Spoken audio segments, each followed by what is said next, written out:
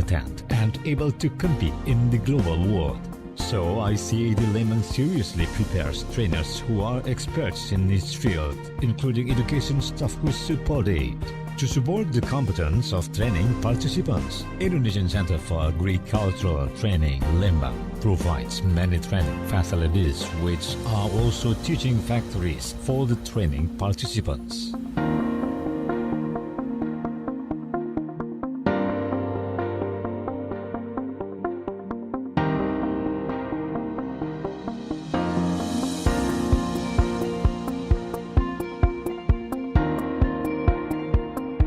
Various facilities and infrastructure are prepared to increase the competency of participants during the training process, supported by some of the latest technological equipment in order to obtain superior and competitive agriculture.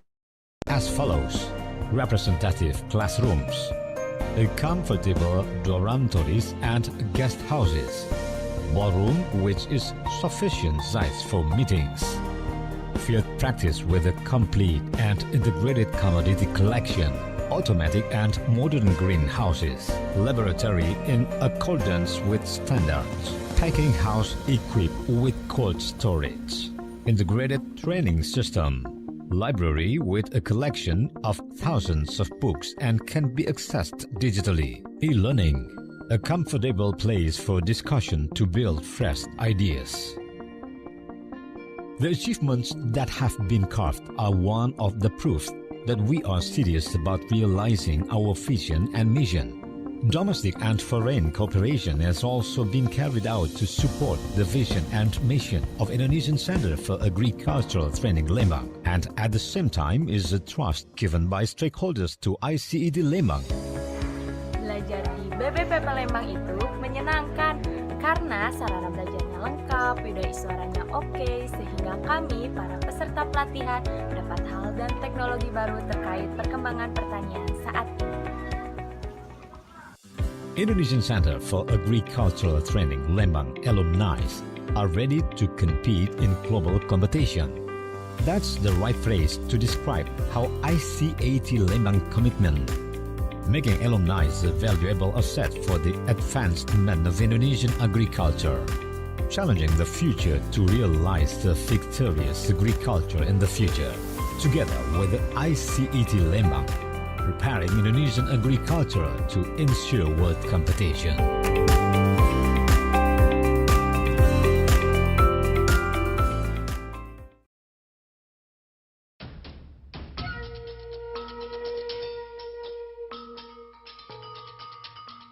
Pertanian adalah tulang punggung sekaligus masa depan Indonesia. Disitulah kehidupan ditanam. Butir demi butir, demi bangsa yang mandiri. Dari sebuah bengkel kecil di Jalan Magelang, Yogyakarta, sejak tahun 1953, CV Karya Hidup Sentosa memulai produksi alat modernisasi pertanian merek Quick untuk mengolah kekayaan alam pertiwi. Seiring waktu berjalan, Quick semakin memahami kebutuhan petani dan menjadi perusahaan nasional yang berkontribusi besar bagi kemajuan pertanian Indonesia.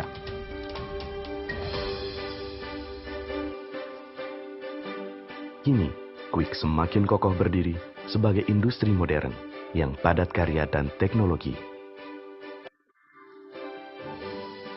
Untuk menjaga standar dan meningkatkan mutu setiap produk, Quick selalu memulai dengan riset untuk mengetahui perkembangan kebutuhan petani.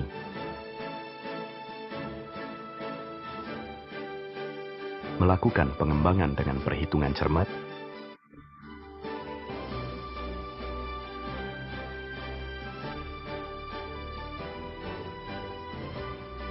dan menguji coba hasilnya langsung di lapangan. Seluruh proses produksi dirancang dan dikerjakan dengan komputer berteknologi mutakhir. Komponen demi komponen.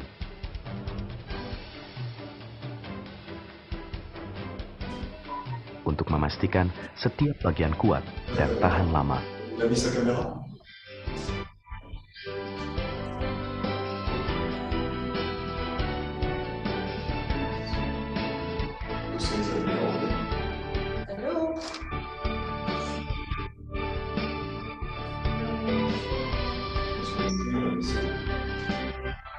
Bonjour Niki, vous allez bien?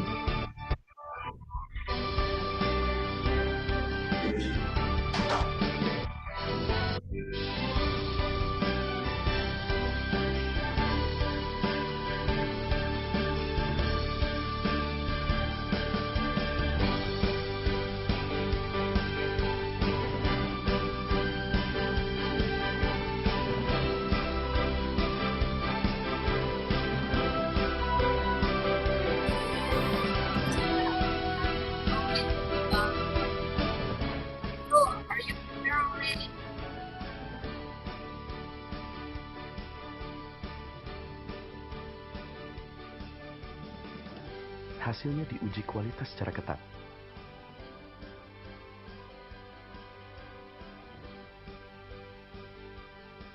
Untuk dirakit menjadi produk nasional bermutu tinggi.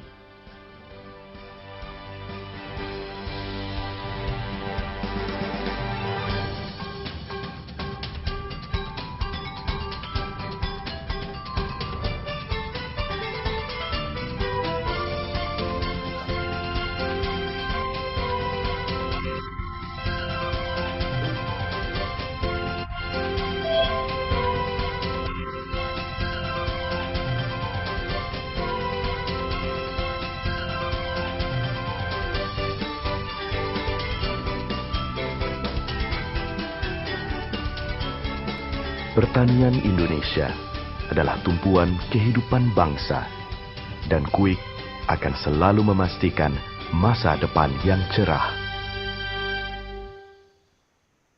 Indonesian Center for Agricultural Training, ICAT Lembang, is one of the popular agricultural training centers in Indonesia, with a strategic location in the area of agriculture, making ICAT Lembang as the most appropriate location to practice agriculture, both for farmers, extensions workers, job seekers, and job creator in agriculture.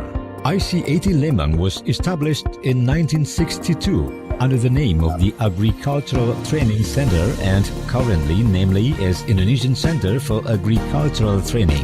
ICAT Lembang is committed to creating training alumni who are competent and able to compete in the global world.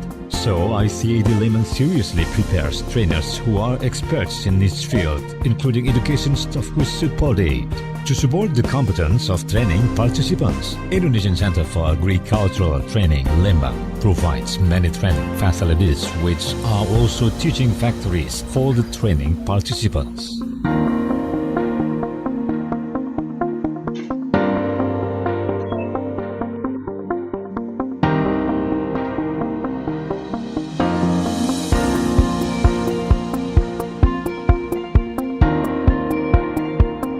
Various facilities and infrastructure are prepared to increase the competency of participants during the training process, supported by some of the latest technological equipment in order to obtain superior and competitive agricultural human resources. As follows: representative classrooms, comfortable dormitories and guest houses, ballroom which is sufficient size for meetings, field practice with a complete and integrated commodity collection, automatic and modern greenhouses, laboratory in accordance with standards, packing house equipped with cold storage, integrated training system, library with a collection of thousands of books and can be accessed digitally, e-learning, a comfortable place for discussion to build fresh ideas. The achievements that have been carved are one of the proofs that we are serious about realizing our vision and mission. Domestic and foreign cooperation has also been carried out to support the vision and mission of Indonesian Center for Agricultural Training Lembang, and at the same time is a trust given by stakeholders to ICAT Lembang. Belajar di BBPM Lembang itu menyenangkan karena sarana belajarnya lengkap, budaya suaranya oke, sehingga kami, para peserta pelatihan, dapat hal dan teknologi baru terkait perkembangan pertanian saat ini. Indonesian Center for Agricultural Training Lembang alumni are ready to compete in global competition. That's the right phrase to describe how ICAT Lembang commitment, making alumni a valuable asset for the advancement of Indonesian agriculture, challenging the future to realize the victorious agriculture in the future, together with the ICAT Lembang, preparing Indonesian agriculture to ensure world competition.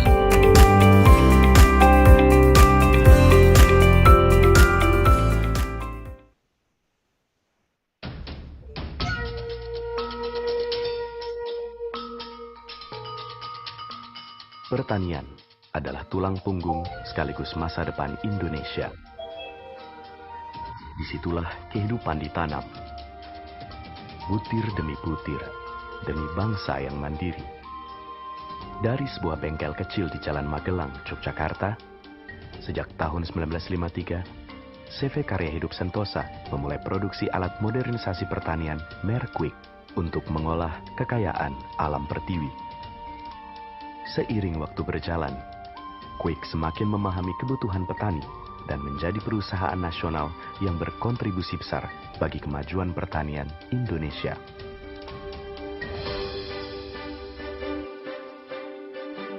Kini, Quick semakin kokoh berdiri sebagai industri modern yang padat karya dan teknologi. Untuk menjaga standar dan meningkatkan mutu setiap produk, Quick selalu memulai dengan riset untuk mengetahui perkembangan kebutuhan petani.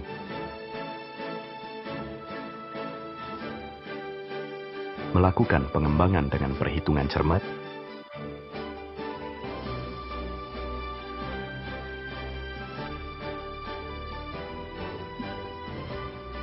dan menguji coba hasilnya langsung di lapangan. Seluruh proses produksi dirancang dan dikerjakan dengan komputer berteknologi mutakhir.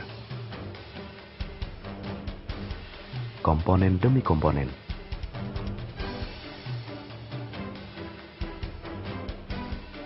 Untuk memastikan setiap bagian kuat dan tahan lama.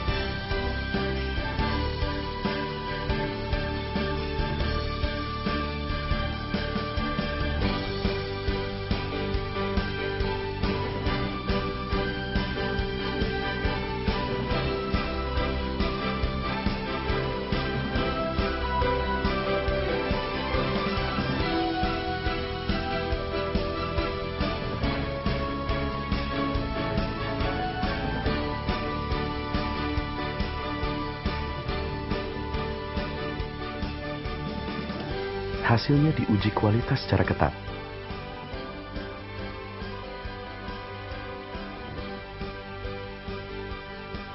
Untuk dirakit menjadi produk nasional bermutu tinggi.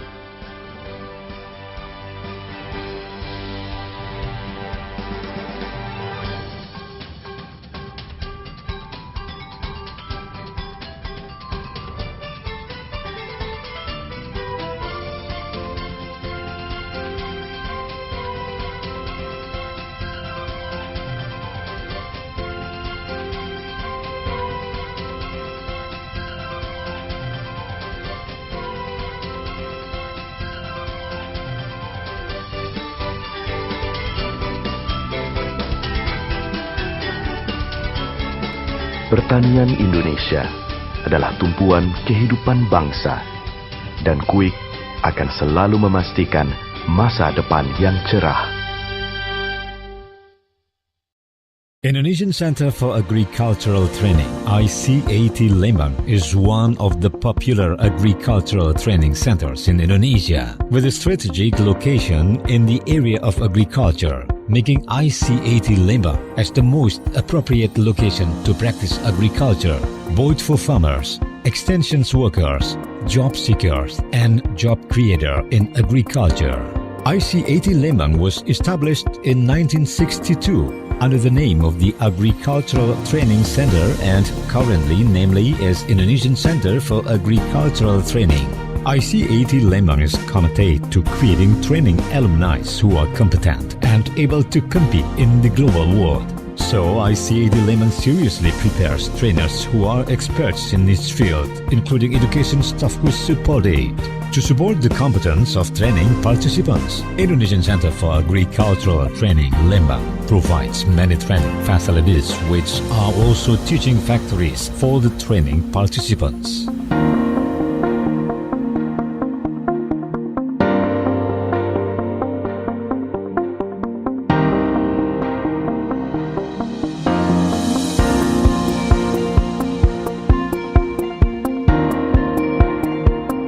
Various facilities and infrastructure are prepared to increase the competency of participants during the training process, supported by some of the latest technological equipment in order to obtain superior and competitive agricultural human resources.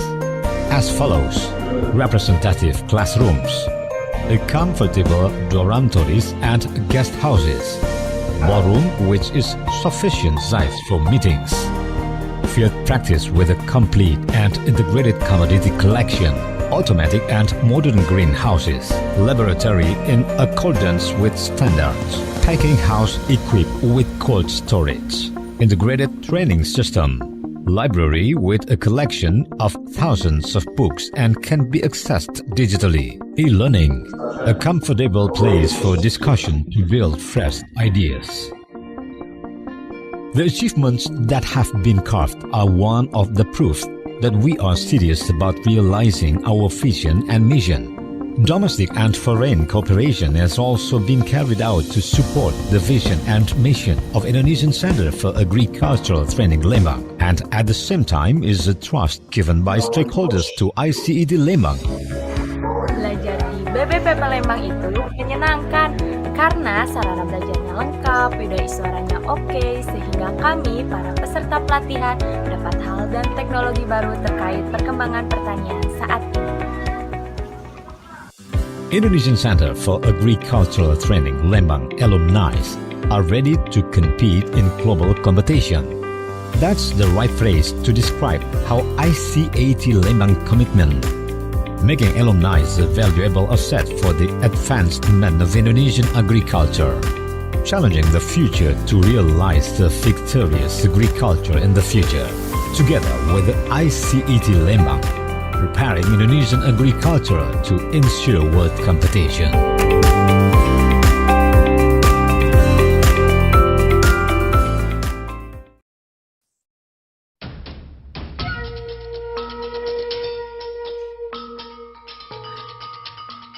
Pertanian adalah tulang punggung sekaligus masa depan Indonesia.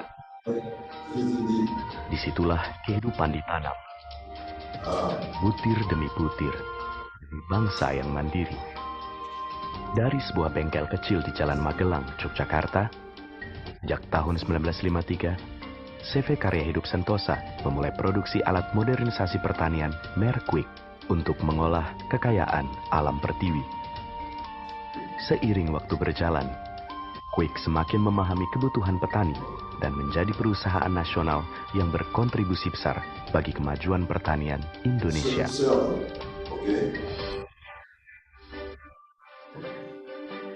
Kini, Quick semakin kokoh berdiri sebagai industri modern yang padat karya dan teknologi. Untuk menjaga standar dan meningkatkan mutu setiap produk, Quick selalu memulai dengan riset untuk mengetahui perkembangan kebutuhan petani.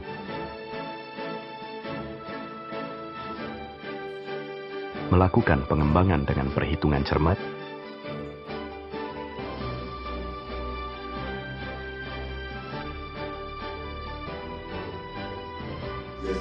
dan menguji coba hasilnya langsung di lapangan. Seluruh proses produksi dirancang dan dikerjakan dengan komputer berteknologi mutakhir. Komponen demi komponen,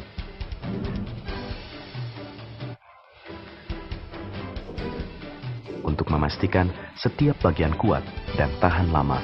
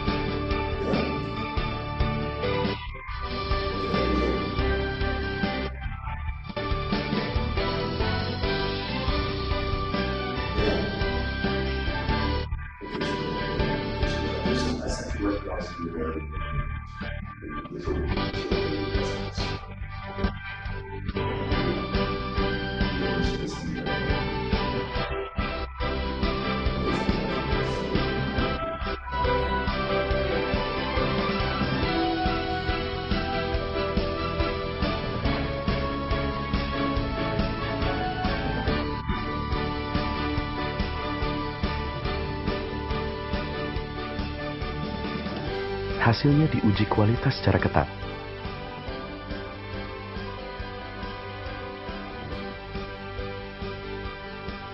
Untuk dirakit menjadi produk nasional bermutu tinggi.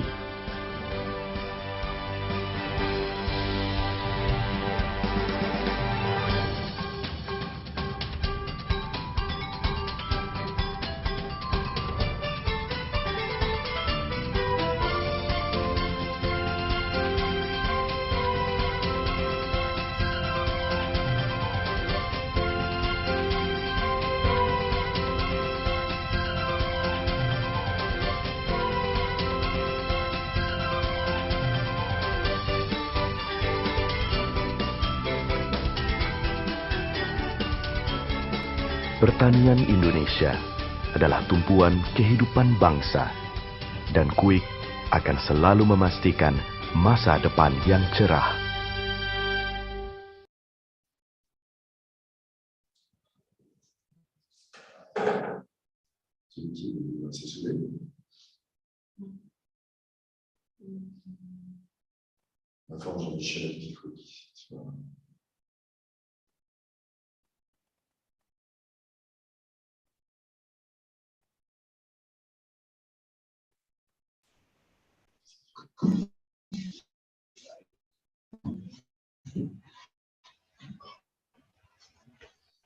Qu'est-ce que vous avez fait pour suivre comme ça? Qu'est-ce qui s'est passé finalement?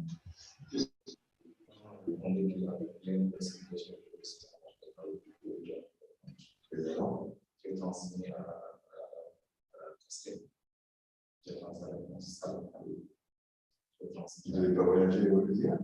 Et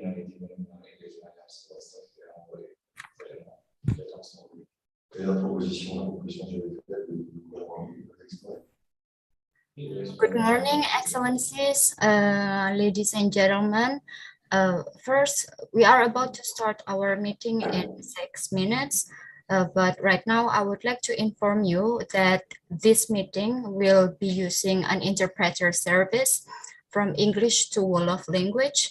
And if you are going to use the if you want to listen the interpreter sound, you may tap the interpreter button on the bottom of your screen and tap French if you want to listen it to in the Wolof language. And you can always mute or unmute the original audio if you want to hear the interpreter's voice clearly. Thank you. And if you have a further question, you can always chat me on Zoom. Then I shall be able to give you some assistance. Thank you very much.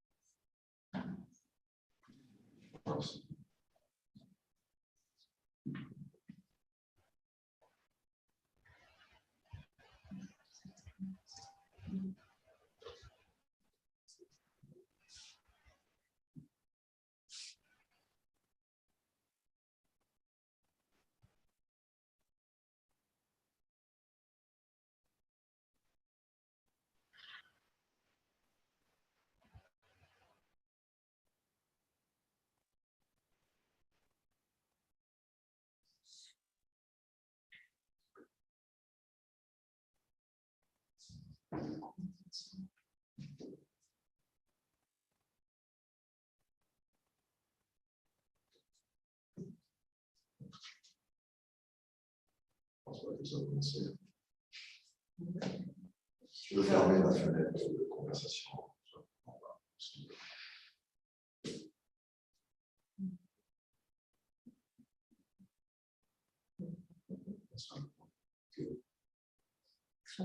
Non, non. C'est toi qui as demandé d'afficher ça, hein? Non, c'est eux qui ont la main.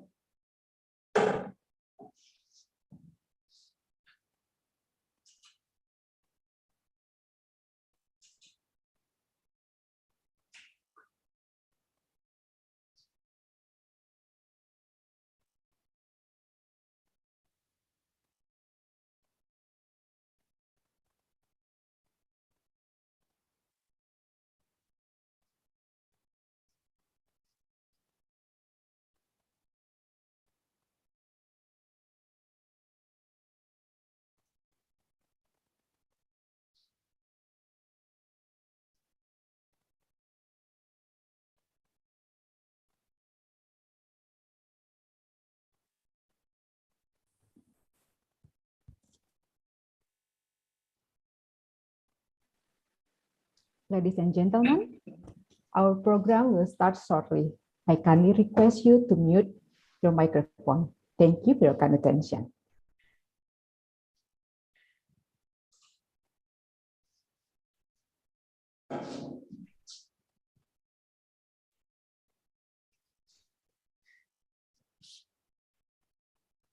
Ambassador of the Republic of Indonesia to Senegal accredited to Sierra Leone, Gambia, Guinea-Bissau, Mali, Ivory Coast, and Cape Verde, Excellency Dindin Wahyudin, Acting Director for Non-Aligned Movement Center for South-South Technical Cooperation, Ambassador Diar Nurbintoro, Director for Indonesian Center for Agricultural Training, Dr. Lely Nuryati, Ministry of Agriculture of the Republic of Indonesia, Director for ICAT of Lembang, Dr. Ajat Jatnika, Ministry of Agriculture of the Republic of Indonesia, Representative of International Cooperation Bureau, Ministry of Agriculture of the Republic of Indonesia, Representative of Directorate of International Development Cooperation, Ministry of Foreign Affairs of the Republic of Indonesia, Chief Executive Officer Manobi Africa, Mr. Daniel Andros, President Director of CV Karya Hidup Sentosa, Mr. Hendro Wijayanto, distinguished participants, ladies and gentlemen, Assalamualaikum warahmatullahi wabarakatuh. A very good afternoon to our distinguished guests from Indonesia, and good morning to our participants from Senegal and Sierra Leone. Welcome to the Dispatch of Experts on Rice Sector Development Kick-Off Meeting, organized by the Ministry of Foreign Affairs of the Republic of Indonesia, Ministry of Agriculture of the Republic of Indonesia, and Non-Aligned Movement Center for South-South Technical Cooperation, NAM CSSTC, in partnership with CV Karya Hidup Sentosa. Ladies and gentlemen, before we proceed to the opening ceremony, allow me to inform you the sequence of our program. Our event today will be started by remarks by Acting Director for NAM CSSTC, Ambassador Diar Nurbintoro, to be followed by inaugural speech by Ambassador of the Republic of Indonesia to Senegal, Excellency Dindin Wahyudin, and will be followed by presentation of introduction of Dispatch of Experts on Rice Sector Development Program by Director for Indonesian Center for Agricultural Training, Dr. Lely Nuryati, concluded by virtual photo opportunity with all the participants. Ladies and gentlemen, without further ado, I am honored to invite Acting Director for NAM CSSTC, Ambassador Diar Nurbintoro, to deliver his remarks. Ambassador, the screen is yours. Thank you, Christine. Your Excellency, Mr. Dindin Wahyudin, Ambassador of the Republic of Indonesia to Senegal, accredited to Gambia, Guinea-Bissau, Mali, Ivory Coast, Cape Verde, and Sierra Leone. Honorable Representative Director for International Development Cooperation of the Ministry of Foreign Affairs of the Republic of Indonesia, Honorable Mr. Hendro Wijayanto, President Director for CV Karya Hidup Sentosa, Honorable Mr. Daniel Anerose, Chief Executive Officer of Manobi Africa, moderators and speakers, distinguished participants, ladies and gentlemen, good morning Senegal, good afternoon Indonesia, Assalamualaikum warahmatullahi wabarakatuh. I would like to thank to the government of the Republic of Indonesia and CVKH as for their cooperation in this dispatch of expert on rice sector development program kick-off meeting with the Non-Aligned Movement Center for South-South Technical Cooperation NAM Center. Our cooperation has been based on what world leaders from Asia and Africa call an encouragement of cooperation and common interest in 1955.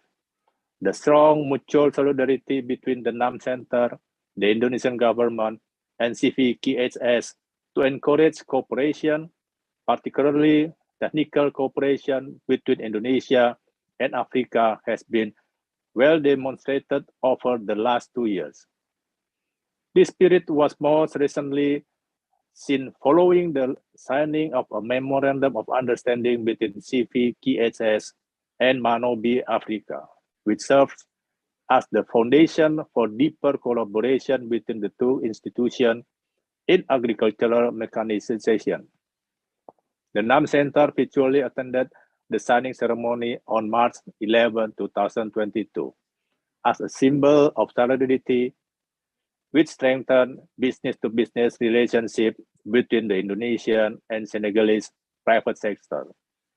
During the ceremony, I expressed NAM Center willingness to support agriculture mechanism progress in West Africa through technical cooperation program activities that are also in line with NAM Center missions. One cannot help but notice the significant cooperation between Indonesia, West Africa, and the NAM Center over the last few years. We saw the spirit in 2021 during the agricultural training project, in which participants from West Africa attended online training with Indonesian speakers as facilitator. Participants from West Africa enhanced ideas on tissue culture, integrated pest and disease management, and hydroponic that could be derived and implemented in their project and vocations. West Africa's active participation in NAM Center programs is evident in its consistent contribution in sending participants.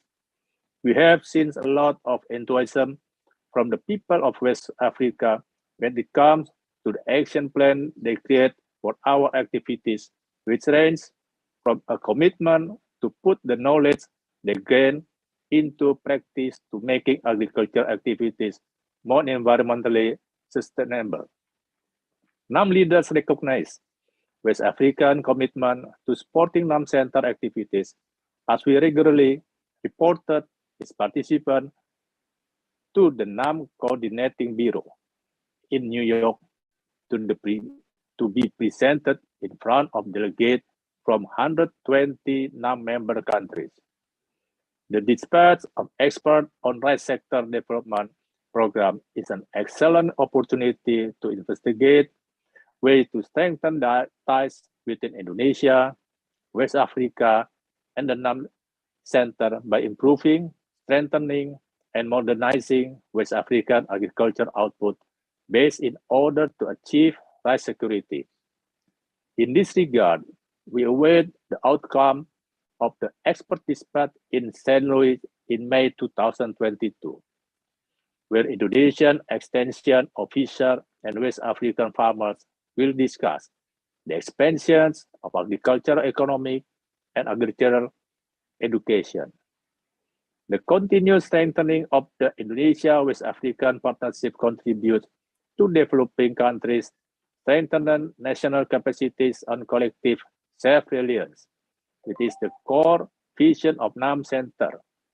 I'm confident that the NAM Center will continue to regard Indonesia, Senegal, and Sierra Leone as the most dependable, trustworthy, and supportive member countries.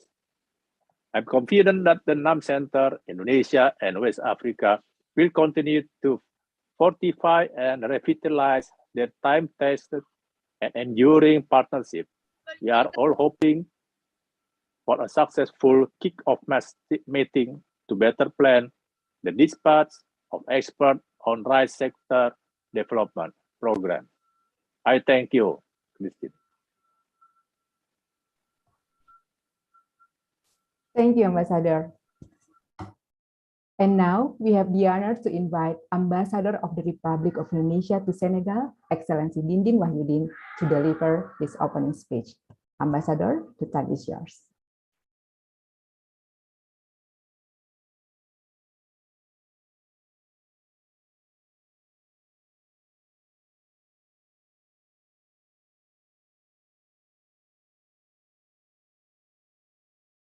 You may start, Ambassador.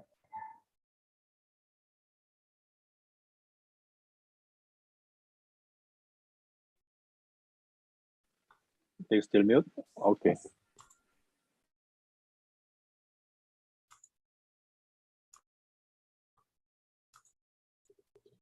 It's okay, the voice? Yes, yes, can hear you. Thank you, Master of Ceremony, the Honorable Ambassador Dr. Nurbiantoro, the Director of Non-Aligned Movement Center for South-South Cooperation, Dr. Lely Nuryati, the Director for Indonesian Center for Agricultural Training of Agriculture, Dr. Daniel Andros, CEO of Manobi Africa, Mr. Endro Wijayanto, President Director of CV Karya Hidup Sentosa, Director General of Development Rural in San Luis, Mr. Amadou Bald, representative of Société Nationale Aménagement et Exploitation de Développement, SAED, in San Luis, Mr. Bassirou Ndiaye, moderator and trainer, distinguished training participants, ladies and gentlemen, bonjour, good afternoon, assalamualaikum warahmatullahi wabarakatuh. It is an honor for me to welcome you all in one-day virtual agriculture training for farmers of Senegal under the theme Dispatch of Expert Rice Sector Development Program Kickoff Meeting. The purpose of the training will bring together the Indonesian expertise in rice plant management and agriculture machinery operation and maintenance for participants. Currently, from the training hall of Africa Rice Center in San Luis, Senegal, 20 farmers and agents are joining with us for training. I hope all the participants can take benefit, knowledge, and experiences from trainers. This training, I believe, is not only beneficial for farmers and agents, but also for all parties and related stakeholders in promoting people-to-people contact. As we know, this training also is part of the off training, which will be held in San Luis, Senegal, in May or June 2022, as the follow-up of the cooperation between CVKHS and Manobi Africa. Ladies and gentlemen, on this important event, I also would like to reiterate that long-standing cooperation between Government of Indonesia and Senegal, especially in the field of agriculture. In 2014, the Government of Indonesia granted 5 hand tractors to the Government of Senegal to introduce mechanization equipment from Indonesia for farmers in Senegal. This year, Government of Indonesia will cooperate with École Nationale Supérieure Agriculture, or ENSA, in Thiès, Senegal, in the field of agriculture. And all we believe that in the next future, more business-to-business cooperation will be implemented among Indonesia, Senegal, and West African countries. Ladies and gentlemen, in this auspicious occasion, I would like to thank the Director of NAM Center and team for hard work in realizing today's training. I would also like to extend my appreciation to Manobi Africa, Ministry of Foreign Affairs, Ministry of Agriculture, CV Karya Hidup Sentosa, and all parties which have fully contributed in the training. Finally, by asking the pleasure of Allah Subhanahu wa Ta'ala and by saying Bismillah, I officially open this training program. I look forward to the successful of the participant training and wish you all good health, happiness, and success. Thank you very much. Assalamualaikum warahmatullahi wabarakatuh.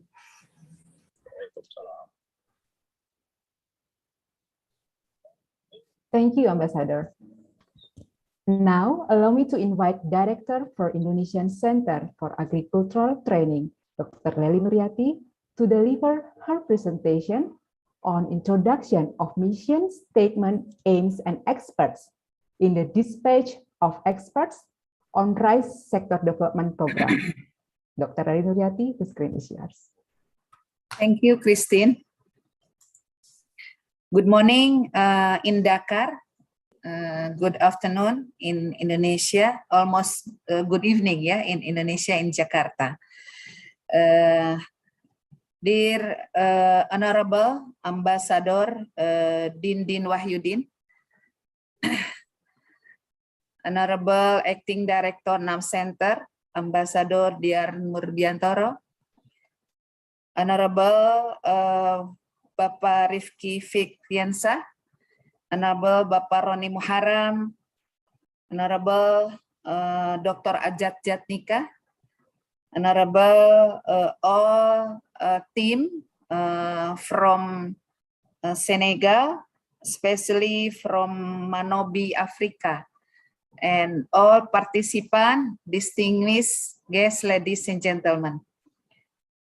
Firstly, I would like to thank to the Manobi Africa and especially to Ambassador Diar Nurbiantoro for our opportunities to have collaboration together with our Ambassador Dindin Wahyudin in Dakar, Senegal, to prepare the agriculture training, especially dispatch of expert on rice sector development program. And we would like to introduce to our expert in this kickoff meeting. Please share our presentation.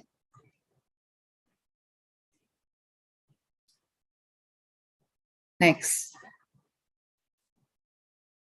Firstly, before we introduce our expert, we would like to express our gratitude to all farmers and also all participants for the trainings in Senegal.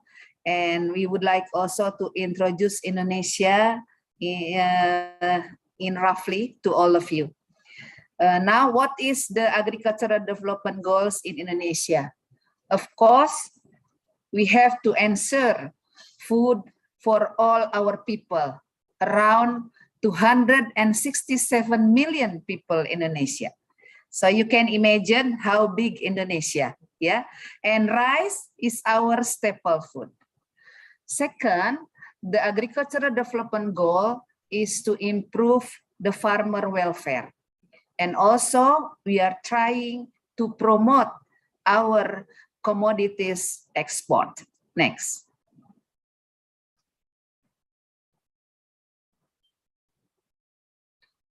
So in line with the program to increase the capability of the human resource development, we have the general objectives and main strategies in the realization for professional, independent, competitive, and entrepreneurial agricultural human resources. Hopefully, with this strategy, also we can help and make a collaboration with other countries in the world. First is the extension to establish an integrated and modern agricultural extension system.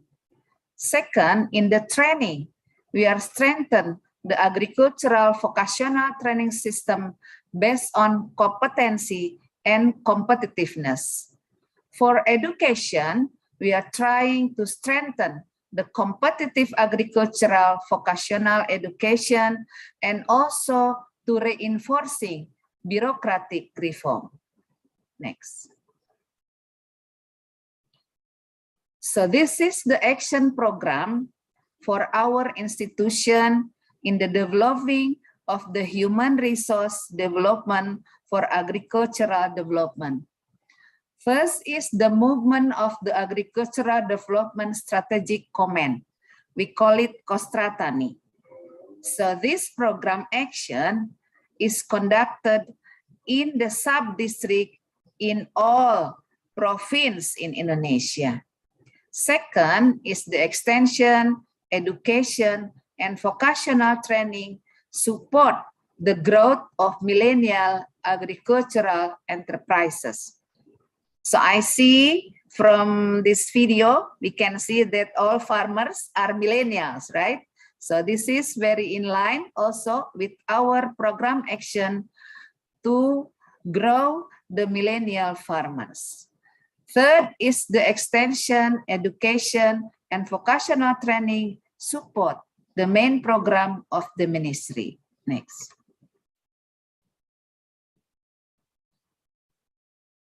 So this is the support for main programs of the ministry. First is the development of the district level agricultural development strategy command. So how all the activities in the agricultural development coordinate in the level of district and also sub-district. Second is the facilitation of financing infrastructure and machinery. And third, increasing production of food crops through corporate-based area development. Fourth is development of competitive horticultural areas like vegetables, medicine plants, fruits, and floriculture. Five is the national movement to increase productivity, production, and competitiveness of plantation. And next is the increased population and productivity and genetic quality of beef cattle and poultry, including breeders, cattle oil integration, and upstream and downstream poultry industry. Next.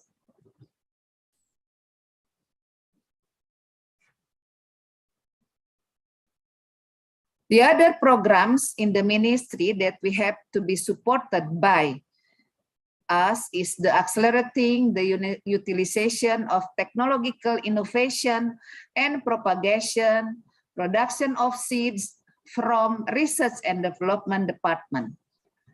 Next is the alleviation of food insecure areas through family farming, farming goes to school, or pertanian masuk sekolah, distribution and control of staple food prices, as well as food diversification. And the others are strengthening quarantine services and accelerating export to the threefold export movement program and management support or supervision and expenditure. Next. So this is the way how we can accelerate the program.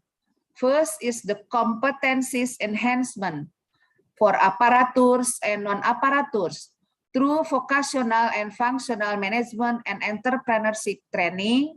Second is the standardization and certification of the agricultural profession. Third is the growth and strengthening farmer agricultural rural training center. And fourth, development of technical and management training cooperation at home country and abroad including apprenticeship. Next. So these are our training centers in Indonesia. We have 10 training centers. First, in Sumatra is Jambi. This is the training center for the estate plan and swampland technology. Also in Sumatra, we have Lampung Training Center. So this training center focus on food crops, lowland horticulture. And then we also have the training center in Java. Like in West Java, we have in Ciawi, in Bogor, for the focus on management and leadership. Also around in Bogor, we have Cinagara, focus on animal husbandry. In Bandung, Lembang, we have focus on horticulture. In East Java, we have Ketindan for food crops and medicine plant, and also in Batu for dairy and livestock product. And in East of Indonesia, we have the training center in Sulawesi, Batang Kaluku for mechanization and water user management, and also in Nusa Tenggara Timur or East Nusa Tenggara, we have for the training center of livestock and dryland technology. Next. So this is the training in competency improvement of agricultural human resource in Indonesia. So we do the program like agri training camp, downstream vocational, functional, technical training, young farmer leader training in Japan, as well as other activities in order to improve the human resource development and also to improve the competency and also professional, independent, and modern of human resource development through training activities. Next. Now we are going to the Industry 4.0 implementation.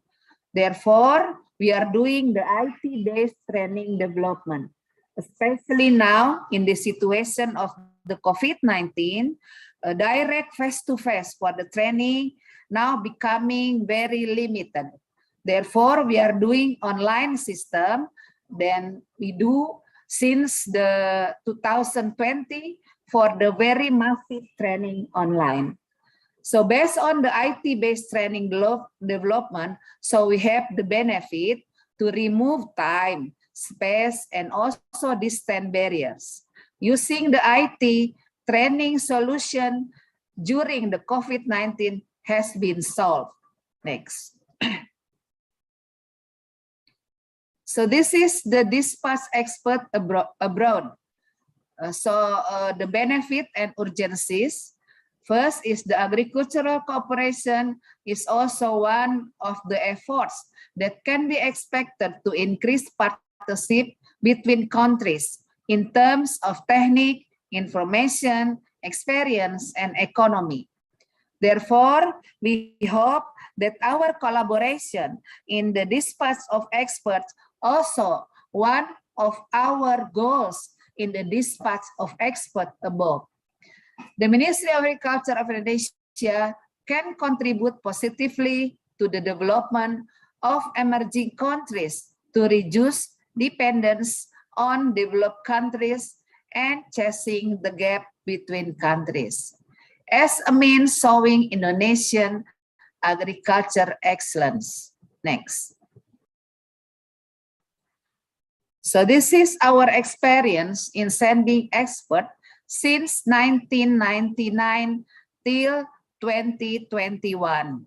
So we have 44 times sending mission involving 42 experts, various mission in different funding organizations, and contributing positively in area of Pacific, Africa, and Asia regions, as well as we have different fields of agriculture, such as food crops, machinery, horticulture, food processing, livestock, post-harvest, and integrated farming.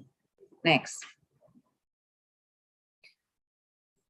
So this is the graphic that shows that foreign people receive agricultural training or workshop in Indonesia.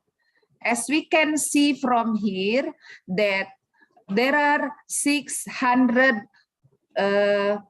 trainees from Africa, more than 2,000 trainees in Asia, more than 1,300 from ASEAN countries, and more than 260 from Pacifics, and the others from America and America Latin, more than 20 trainees. Next. So this is, we are trying to see only from Africa and Senegal. So 600 trainees from Africa and 40 from Senegal. Next. So now we are trying to introduce our expert, two experts, yeah, coming from National Training Center from ICET Lembang. The director is Dr. Ajat Wilson, yeah, the one of the senior trainer, and one is from Rice Research Agency, Sukamandi, West Java. Both experts are having good capabilities in delivering lecture, dissemination technology, social engineering, as well as international experience. So both also are coming from the institution that has the best technical unit under the Ministry of Agriculture. Next. So this is the first expert that we are going to send as the trainer, Miss Viandini Putri. Miss Viandini is also joining this virtual meeting. Yeah, she has the qualification doctorate degree in agronomy and horticulture, and also she is a resource speaker on international training for Africans, Pacifics, Caribbean, and Latin American. And now she is working at National Training Center in Lembang as the senior trainer. Next.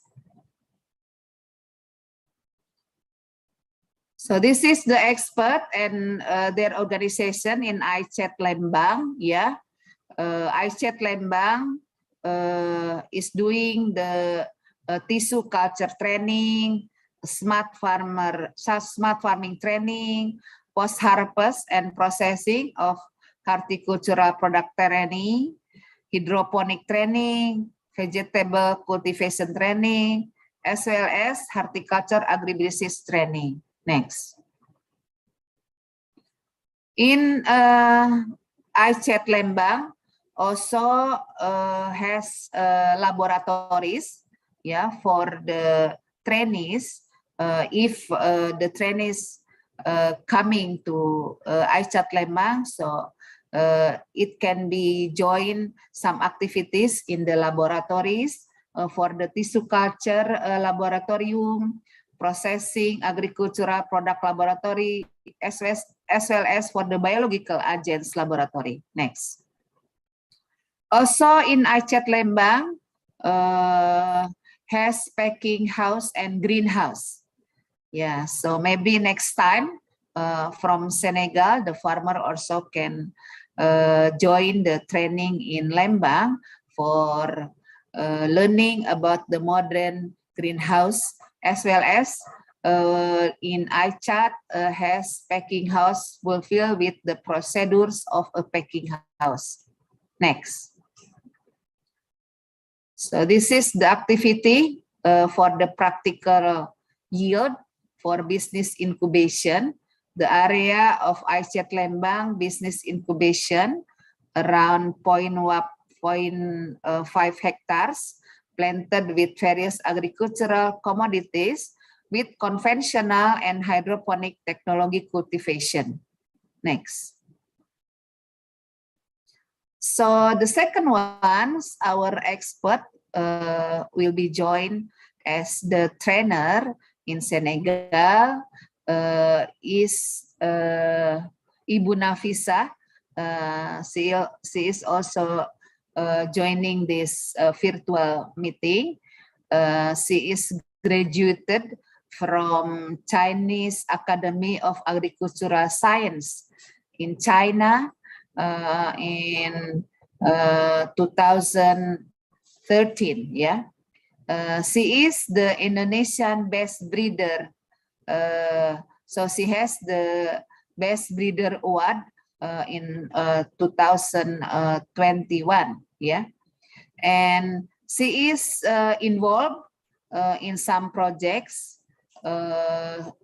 like development of high yielding rice varieties, adaptive, tidal, swampy, and coastal area rice ecosystem, and abiotic multi-stress tolerant, as well as development of high yielding rice varieties tolerant to salinity with grain quality equality to Ciherang rice varieties, and also other activities like in rice seed production.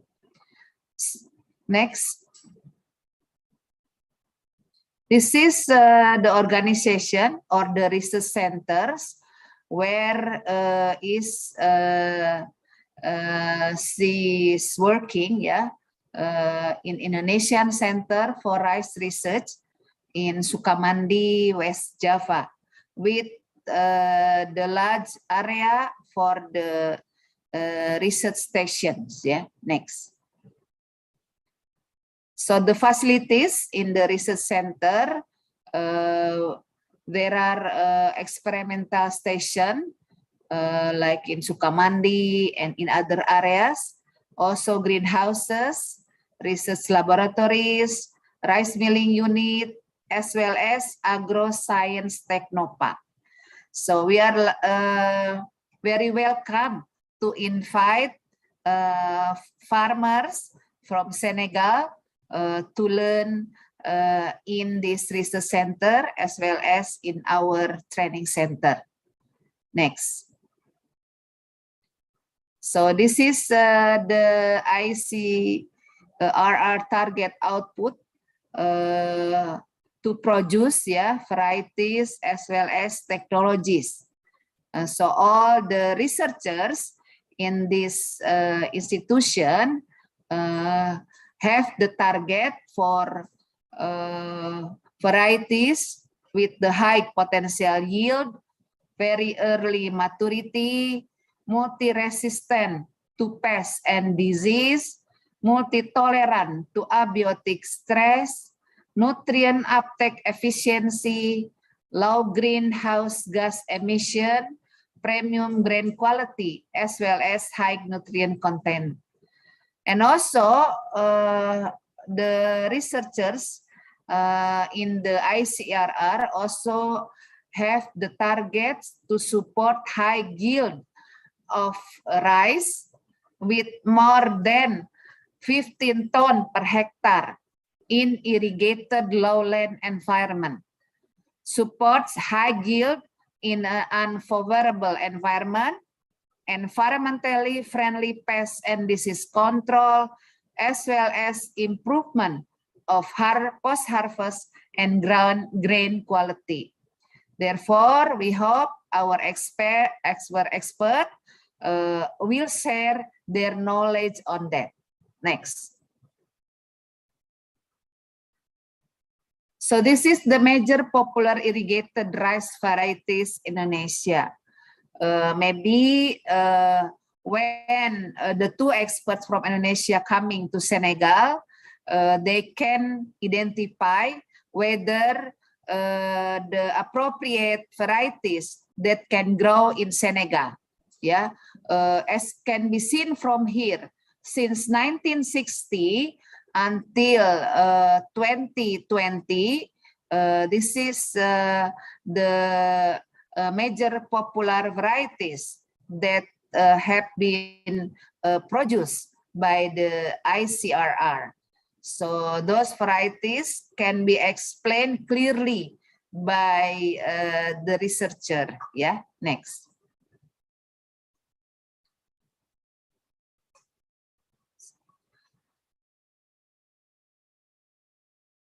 So this is one of the product profile, yeah, of rice variety based on popularity in Indonesia. Yeah, first is based on the criteria of maturity, with the early maturity around 100 to 124 days. A very early maturity, lower than 90 days. With the plant height about 100 centimeter, rice quality depends on shape, texture, and also milling recovery. So I think this is based on the preference, yeah, of each country. Texture preference also for Java people, they mostly like soft rice, yeah, with aromatic and slender. Maybe our ambassador also know very like, yeah, Java varieties. For Sumatra, slender and hard rice. For Kalimantan, small, hard rice, sometimes soft rice. And for Sulawesi peoples, more like soft rice without aroma. Next.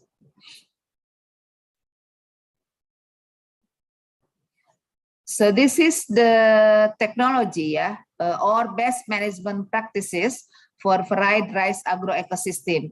So it depends on the agroecosystem, whether in the Senegal more appropriate, yeah, to implement the technology. So we can see from here that there are different technology for different agroecosystem. So Indonesia, we have variety of agroecosystem, like in the swamp area, different with the swampy rice agroecosystem. Or in other areas now, farmers are growing organic. So for organic farming, also different technology. For tidal rice agroecosystem, there is also the technology specific, and also for others agroecosystem, maybe our researcher can explain more detail when the training is conducted. Next. So this is the dissemination and research collaboration with the ICRR, yeah, national research collaboration, as well as international research collaboration.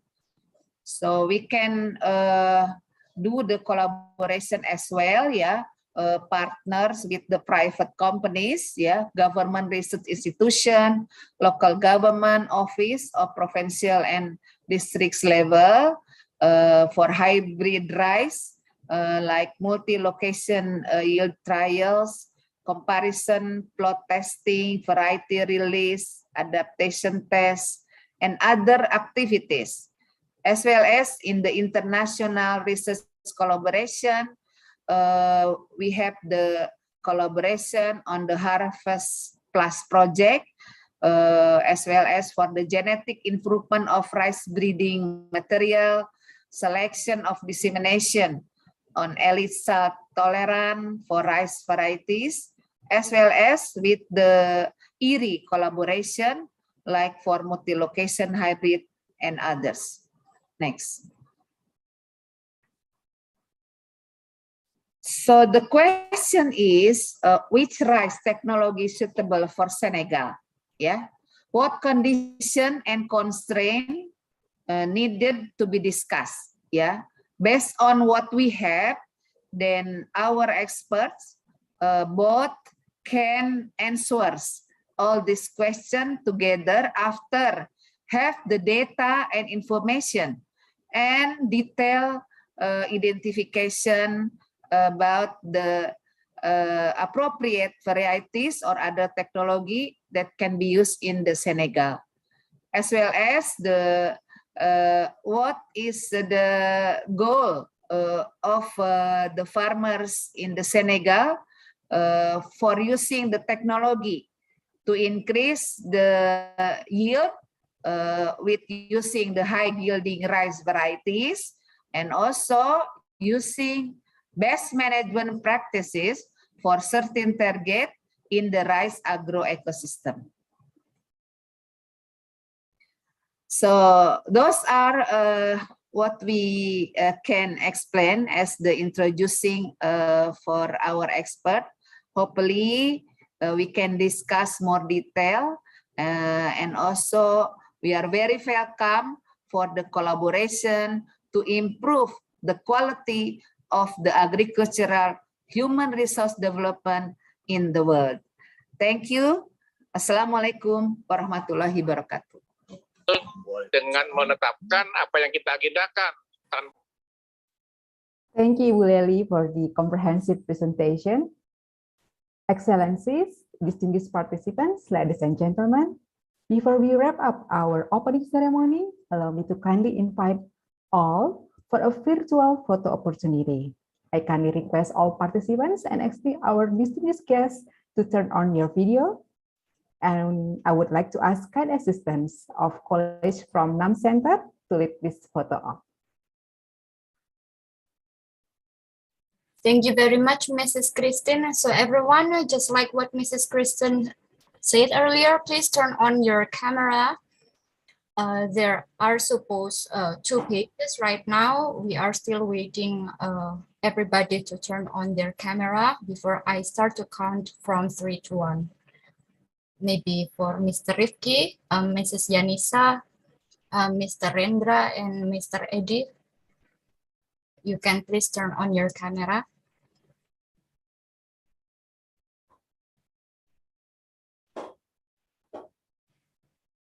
Okay, I will start counting from 3 to 1. Please give your base boost. 3, 2, 1. Okay, one more time. 3, 2, 1. Next page. I will start counting from 3 to 1 again.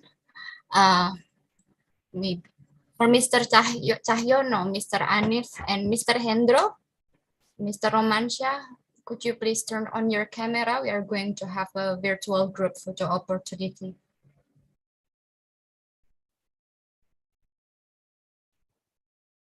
Okay, I will begin counting from 3 to 1. Please give your base boost. 3, 2, 1. One more time. 3, 2, 1. Okay, thank you very much. Over you, Mrs. Kristen. Thank you, Ms. Nikan. Excellencies, ladies and gentlemen, we have concluded the opening ceremony, dispatch of experts on rice sector development program kick-off meeting. For next agenda, I would like to invite Mr. Roni Mukharam from Ministry of Agriculture to lead the main session. I thank you for your kind attention and wish all the participants to have a fruitful and productive meeting. Stay healthy. Wassalamualaikum warahmatullahi wabarakatuh. Merci beaucoup et bonne journée. Thank you.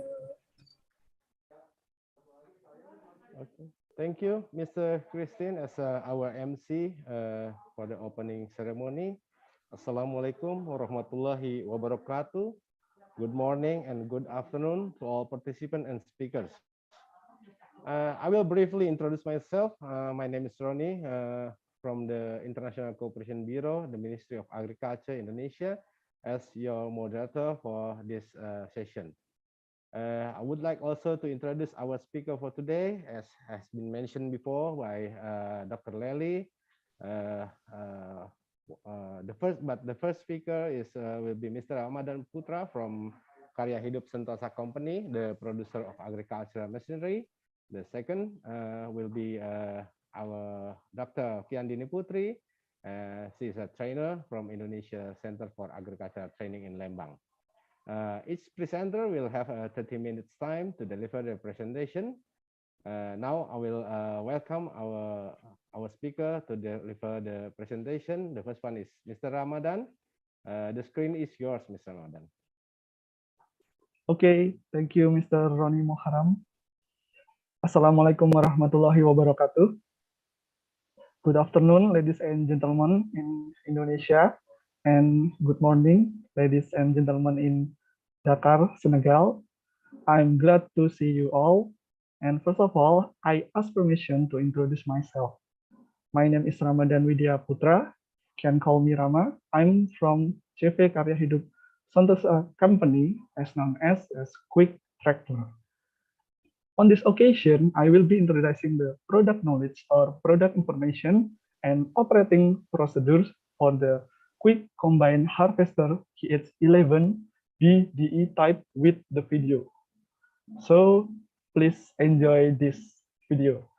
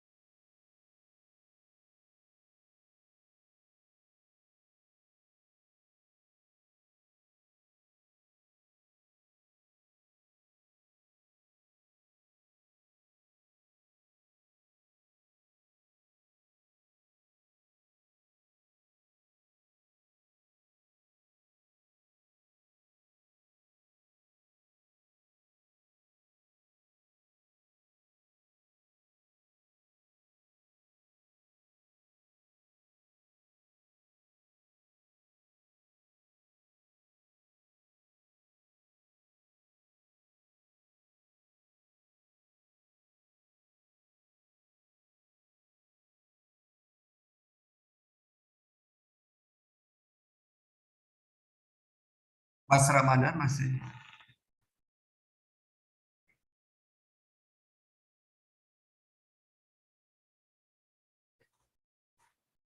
Mas Ramadan masih mute itu. Iya Pak Dubes, memang interpreternya, it's the interpreter who will do a voice over for the video. Oh, okay.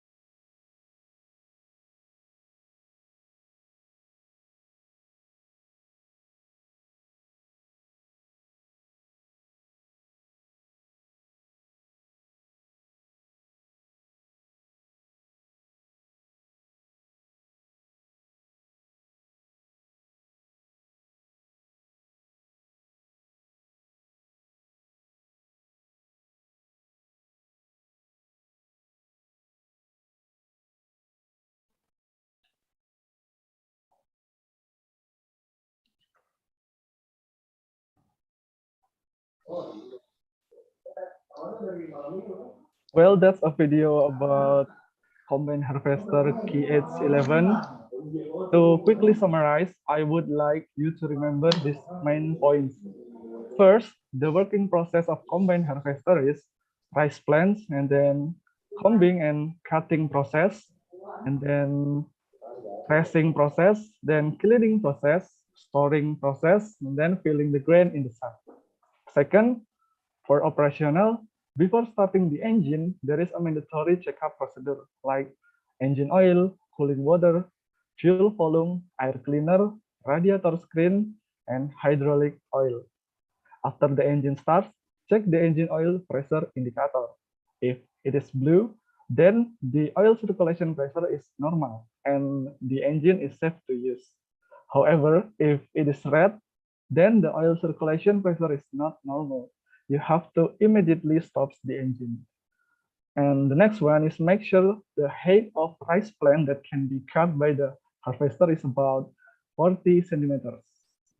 Third, the advantages of using KH11 are first, more efficient because it only requires 2 manpower, then faster harvest time around 0.17 hectares per hour, and last, small losses around 2%. And that's all my presentation. So if you have any question, we will discuss it later on discussion section. Thank you very much for your great attention, ladies and gentlemen. Mr. Roni Muharram, the screen is yours. Okay, thank you, Mr. Ramadan, for your brief on the video of the machinery that's been produced by KSS. And then now I would like to invite our second presenter, Dr. Viandini Putri from ICAT Lembang. Dr. Viandini, if you're ready, the screen is yours. Okay, thank you, Pak Roni. We will try to share the screen.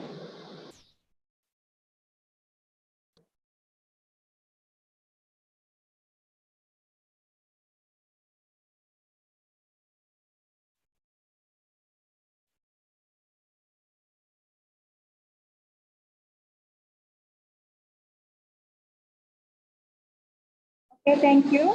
Assalamualaikum warahmatullahi wabarakatuh.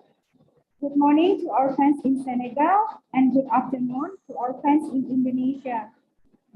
My name is Tia and I'm one of the lecturers in ICAT Lembang.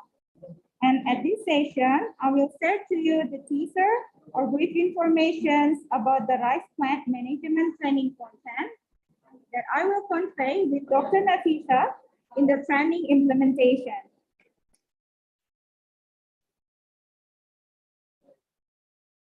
Rice is the main staple food in Indonesia, with the consumption in household level is about 94 to 97 kg per capita per year. In 2021, the rice harvest area is reached 10.41 million hectares, while the national rice production in 2021 is about 54.42 million ton milk dry grain, or 31.36 million tons of consumption rice. This is based on Statistic Indonesia 2022. Rice production is usually divided into lowland rice and non-lowland rice production. The non-lowland rice production, such as upland or rain-fed rice and smoked rice. The development of upland rice is generally faced with more complex problems than in paddy field. This is partly because this type of land generally have a low fertility rate. The differences of rice agroecosystem will affect the rice plant management technology. But for this training, based on the information we receive, we will focus on the irrigated lowland rice. Rice production in Indonesia is implemented using the Integrated Crop Management or ICM approach. The ICM aims to increase productivity and efficiency in food such as seed, fertilizer, and pesticide. The ICM is applied based on the specific location, and the ICM is process-oriented, rational, and environmentally friendly production. ICM principle combines various technological components that support each other or synergistic in order to increase the effectiveness and efficiency of farming. Well, it's not strict as organic because in ICM, we're still using the chemical fertilizer and pesticide rationally and pay attention to the conditions of the plant so as not overdo it, so we can get the optimum rice yield. For the training content in the rice plant management, we'll here still arrange in all steps of cultivations, from land preparations, seed preparations, seedling and planting, fertilizing and irrigations, integrated pest management, harvest and post-harvest.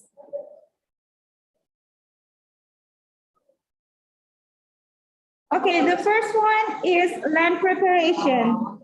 This is mainly to create a favorable environment for the rice plants to germinate and grow.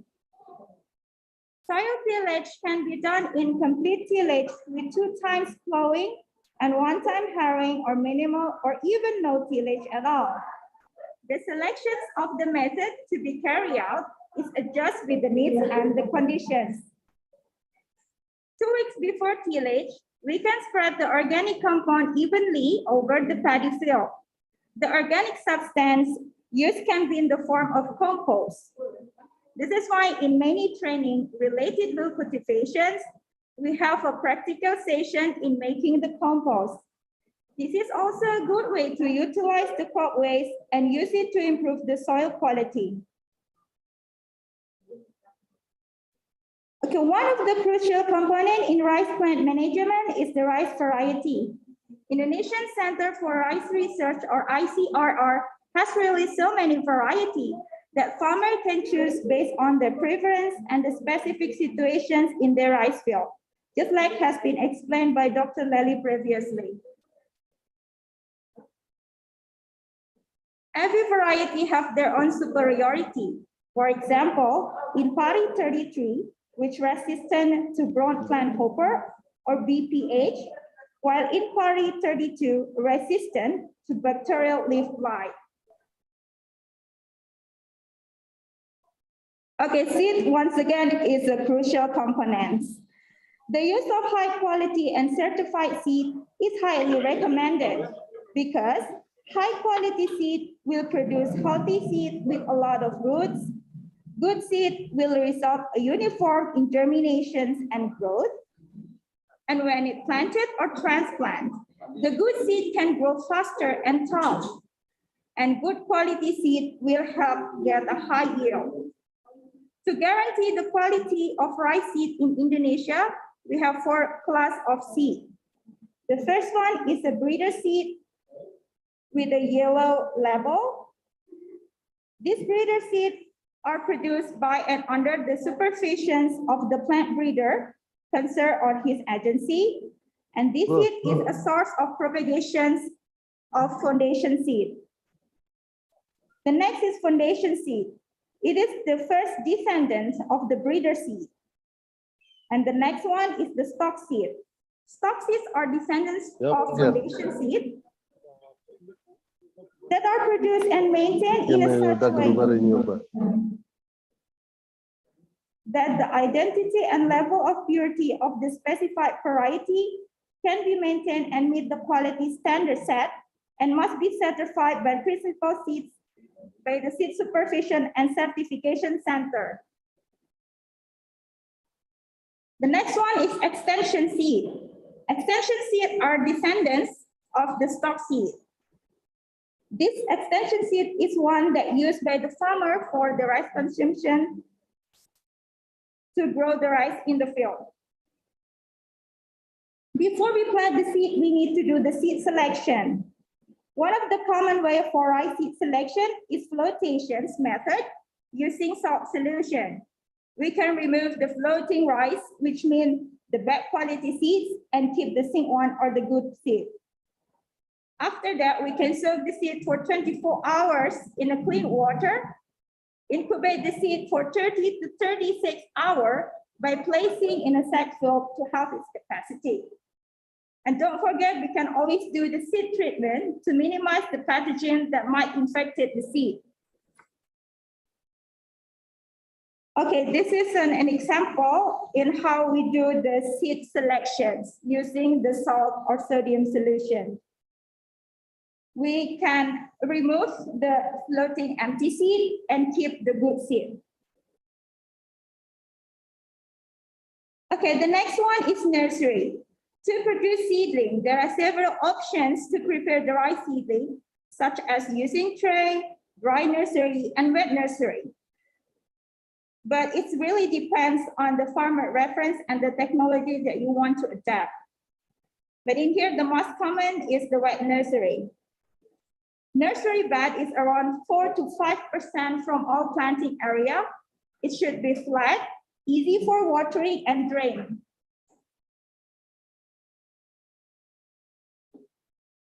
Nursery bed between 2 to 10 meters depends on the condition. Nursery bed should be plowed until muddy. Take off water in nursery bed between 3 to 5 centimeters.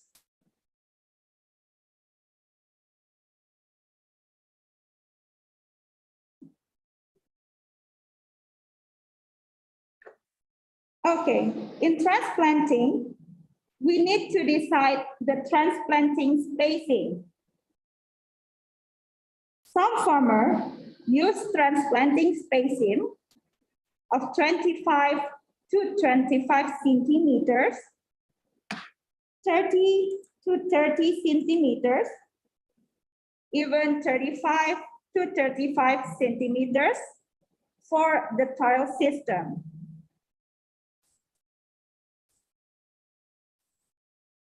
But in Indonesia, many farmers now use the jajar legawa technique. The benefit of using this jajar legawa technique that all plants can receive the border effect.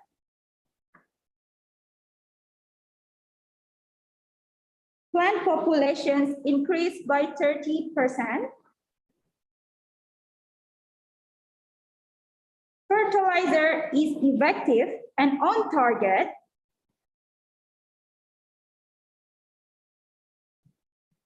We can reduce weeding labor up to 50%.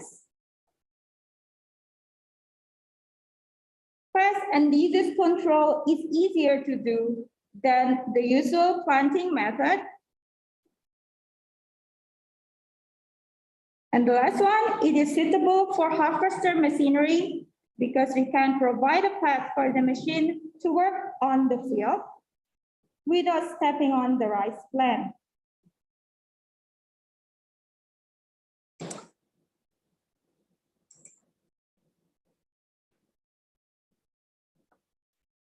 Okay, this one is the traditional food, the traditional tools for jajar legawa transplanting tools.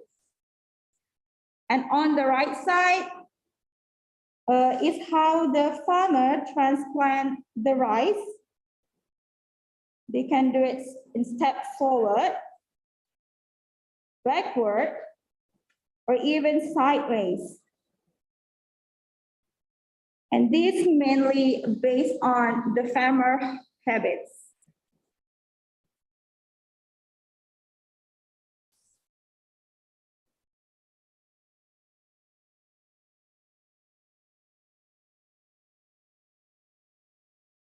Okay, for transplanting using the legawa technique, we can transplant as much as 2 to 3 plants per hole.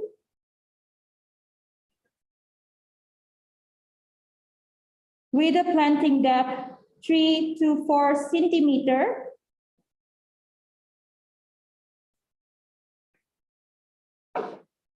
And for planting distance for Legowo to 1, for example, is 50 centimeters between the Legowo row and 25 centimeters to 12.5 centimeter inside the row.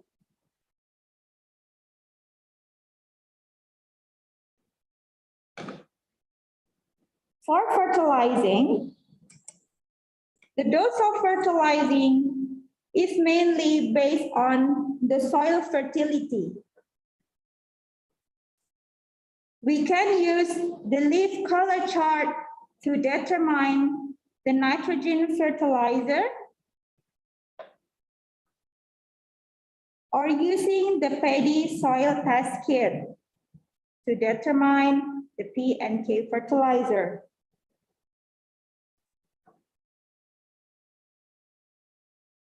This is an example. If we use the leaf color chart and the chart was pointed to below 3 and you targeted the yield about 6 tons per hectare, then you need around 100 kg per hectare of nitrogen fertilizer. And if the color chart pointed number more than 4 for the same target yield, you don't need to add more nitrogen fertilizer.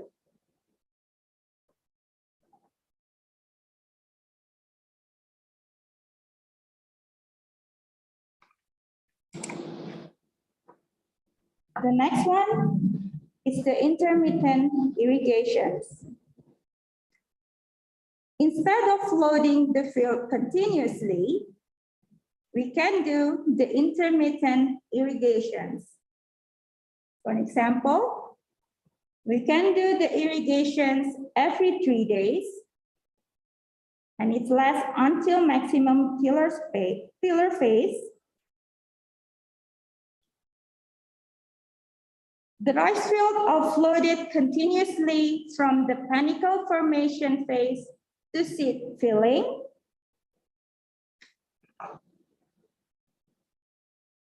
And about 10 to 15 days before the crop is harvested, the rice fields are dry or green. This method really benefits. This method can save the irrigation water, so the area that can be irrigated becomes wider. Second one, this method provides the opportunity for plant root to get air so they can grow deeper. This method is also able to prevent iron cushioning. It can be activated the beneficial microorganism and facilitate the control of golden snail paths, reduce the spread of brown plant hoppers, and stem borer.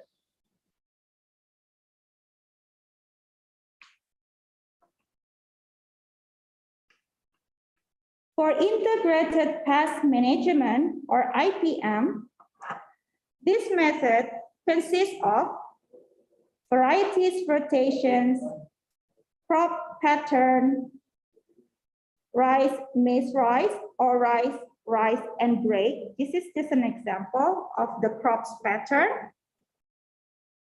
Planting according to the planting schedule. Using predators.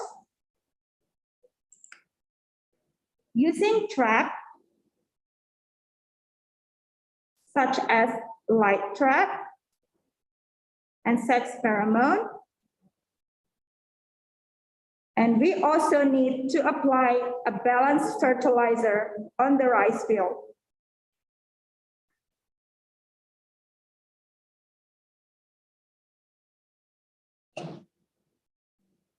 Okay, next. For harvest and post-harvest, the right way to harvest,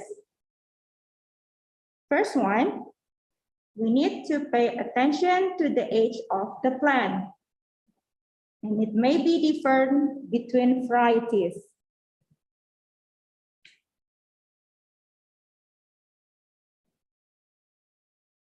Estimated since the rice began to flower to harvest is about 30 to 35 days after flowering. And if 95% of panicle turn yellow, we need to harvest immediately.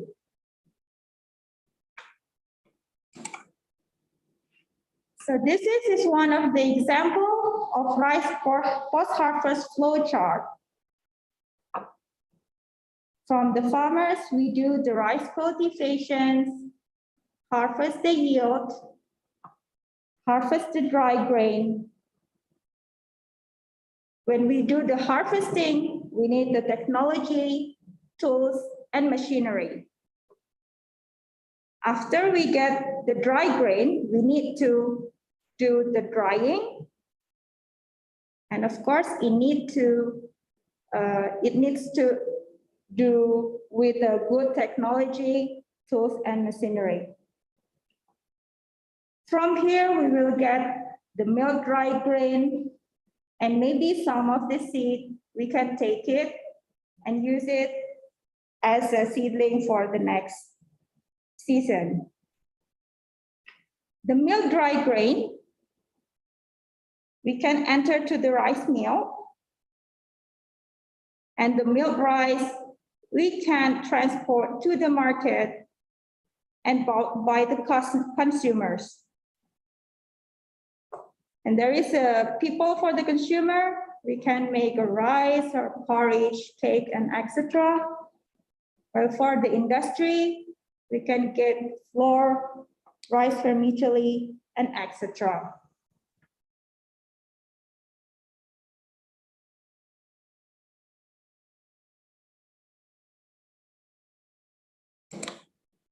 This is for conclusion. Planting rice is using ICM is an innovative approach as an effort to increase productivity and efficiency in rice farming through the system improvement. ICM implementation is locally specific and participatory. Adapt to the dynamic of environmental conditions. In the implementations of ICM in the rice productions and management, farmer and extensionist or officer must compromise to choose components technology that will be applied in accordance with the farmer research and the environmental condition.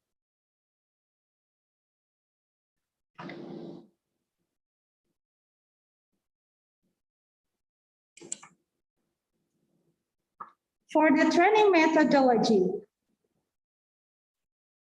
for the implementation of the training, we plan to use the presentations, video, discussion,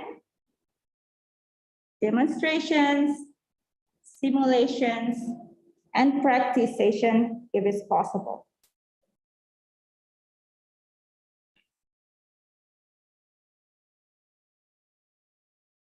Okay, I think that's all. Thank you very much for your kind attention, and back to you, Pak Roni. Okay, Thank you, Dr. Fiandini, for your excellent presentation. As all the speaker has finished their presentation, now I will open the session for discussion, question and answer. If you want to raise a question, please state your name first, then you can raise your question. All the participants, if you have a question, please ask question, or you can use a chat if possible, but if not, you can just state the question through microphone.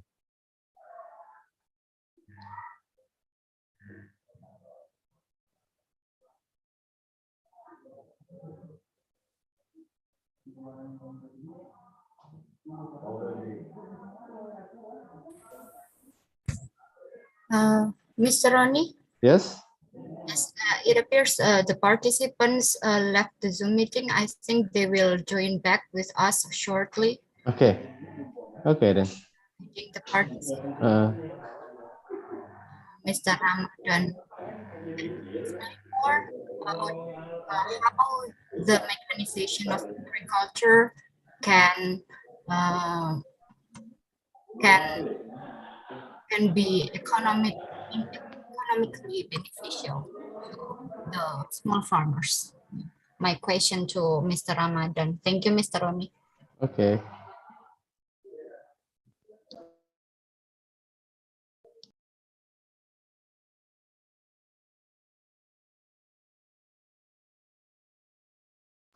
Mr. Ramadan, you may answer the question from Bu Niken if you. Okay, pardon me, could you repeat the question? I couldn't hear clearly. I think Ms. Niken is asking about the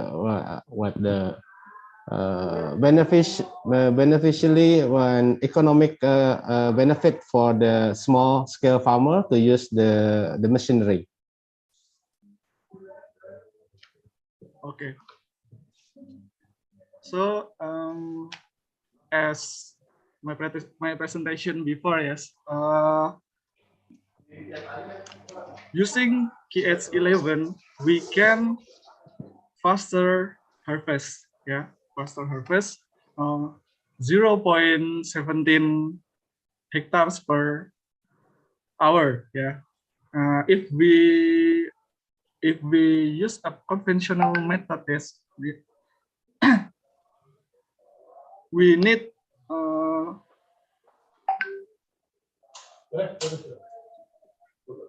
a long time, yes. So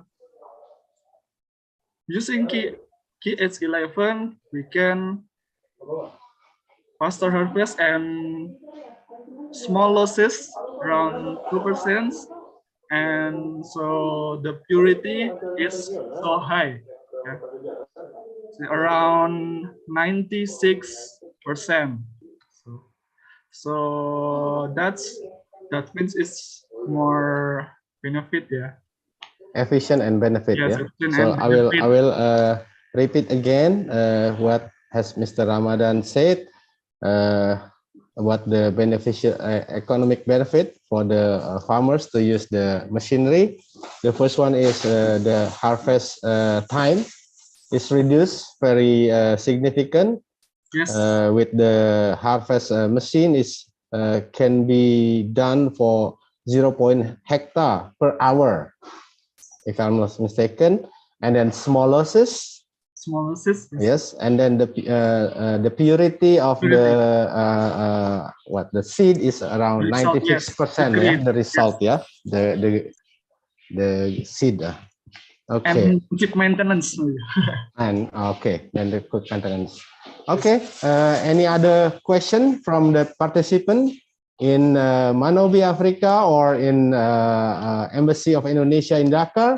If you have any question, please raise the question. But first, please mention your name.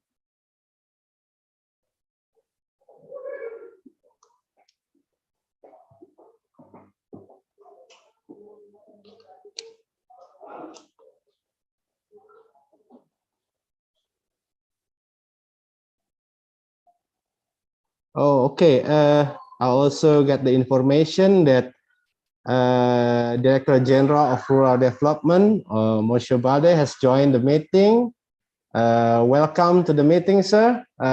We do hope that this kick-off meeting will bring benefits and for our cooperation, and also, of course, for the benefit for all the farmers, both in Indonesia and in Senegal, to have more productive and productive and also prosperity for all of us.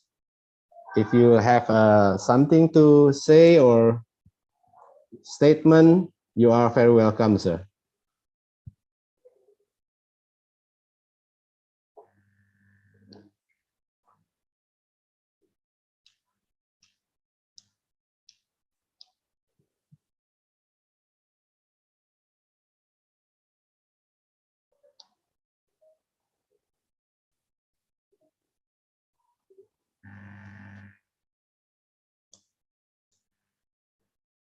Okay, I had a raised hand from the participant.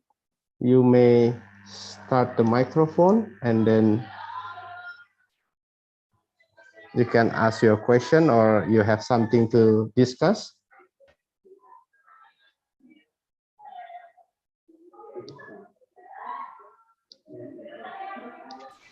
Hello, Sidi. Yes, Mr. Balde. Hello. Ouais, hello. Je vous remercie. En tout cas, je ne comprends pas anglais. Je ne sais pas si je peux m'exprimer en français. You understand? I don't understand really.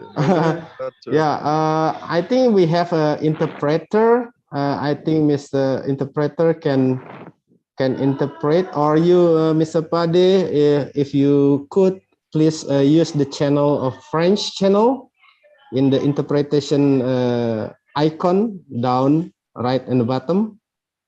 Then you can start your question or suggestion, then the interpreter will translate for you.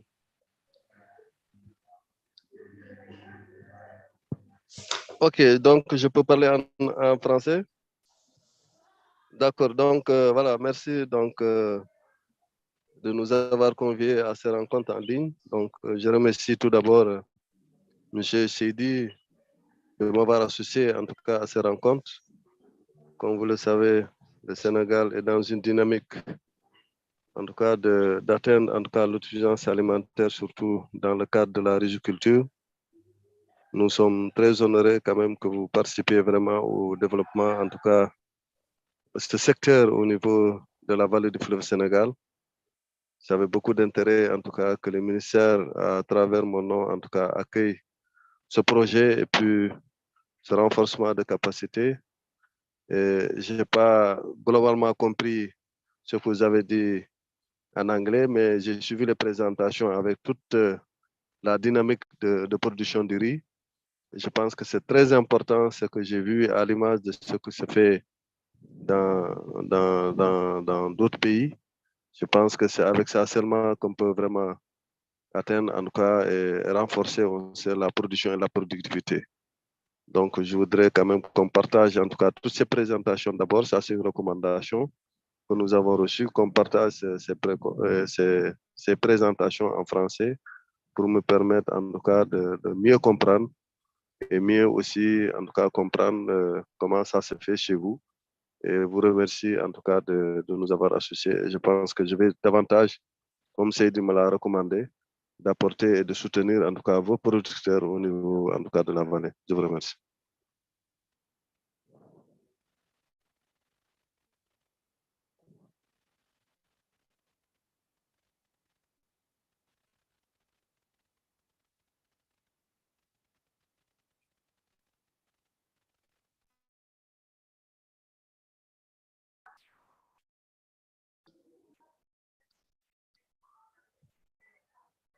Okay, thank you, Mr. Balde, for your very kind remarks. I guess that we also in Indonesia are happy to share and also discuss the expertise and the field of agriculture. It's our pleasure to do this training. We do hope that this training is not the last, but this is just the beginning for the more interactive and intensive training. We do hope that our embassy in Dakar could also assist us in translating the material that has been prepared today. It could be sent and shared among the farmers in Senegal. Okay, thank you. If any others participant would like to raise a question, you are please use the channel French, then you can start it, and then the translator will translate later on for us. Thank you.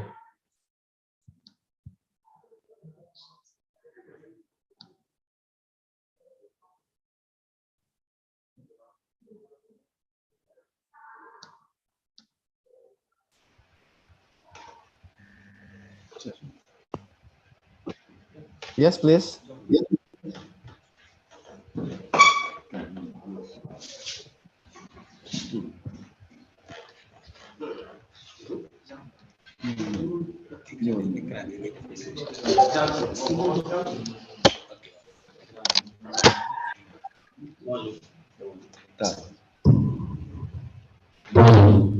Secara musyawarah, ma question est la suivante. J'aimerais savoir combien d'hectares la moitié proportionnelle par jour et le poids par tour.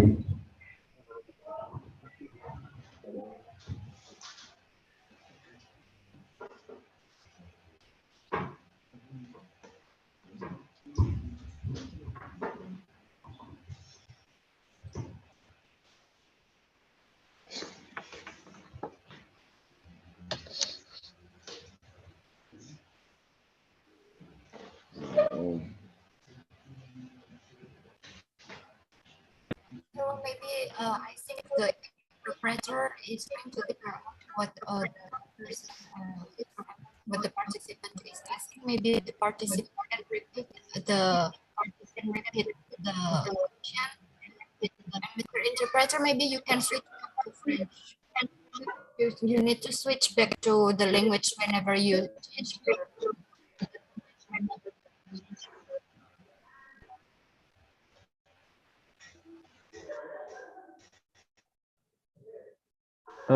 Could the participant repeat your question again, because we don't hear any interpretation?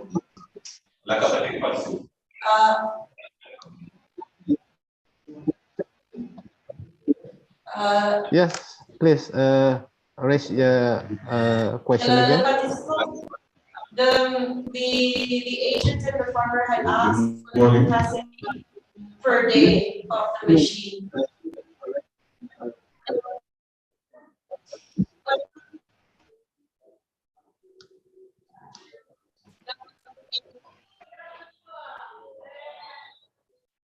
Or participant from the Manobi Africa could assist, or maybe you can raise your question.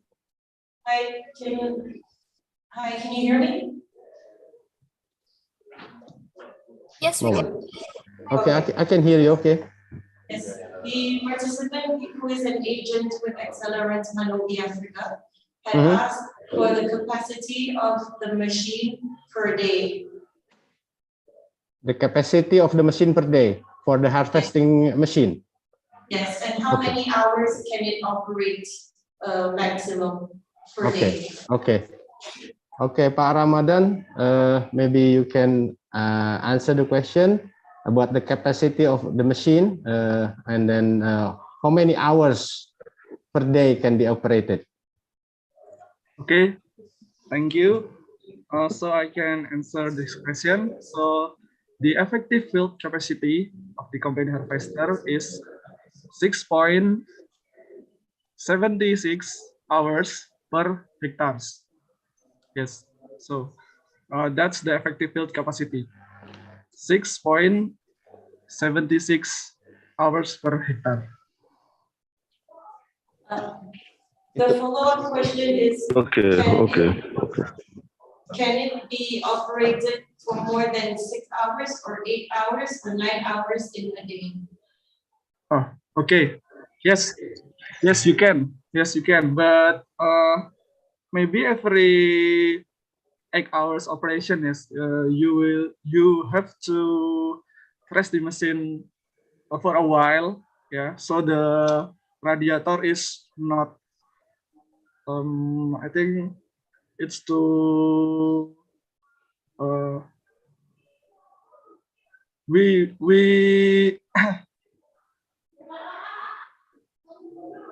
hello, can you? Ya, bisa. Ya, oke. So untuk 8 jam pemakaian, istirahat dulu ya Pak, gitu ya? Yes. Istirahatnya berapa jam? Maybe 1 hours. Okay. So for the 8 hours operation, the machine should take maybe take rest for maybe 1 hour. But the machine itself can be operated for more than, every 8 hours it need to stop for 1 hour to cool down the machine. And then after it's cooled down, you can use and operate again the machinery. So that the radiator is not too hot, ya, or Yes. Not overheat, ya. Yeah, overheat. Right. Yes. Okay. Manobi Africa, can you hear us? Okay. Okay, any other question? I see Dr. Fia is raising hand. Dr. Fia, please. Thank you, Pak Roni. Yes. Several things to the participant, if it's possible. Yes. Hello, ladies and gentlemen. Moment, sir. Dr. Fia first, then go to you. Okay. Okay, Dr. Fia, please continue. Okay.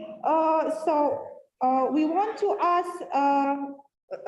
Related with the rice plant management, what is the main issue in the rice plant management in Senegal? So, which one we need to emphasize? Okay.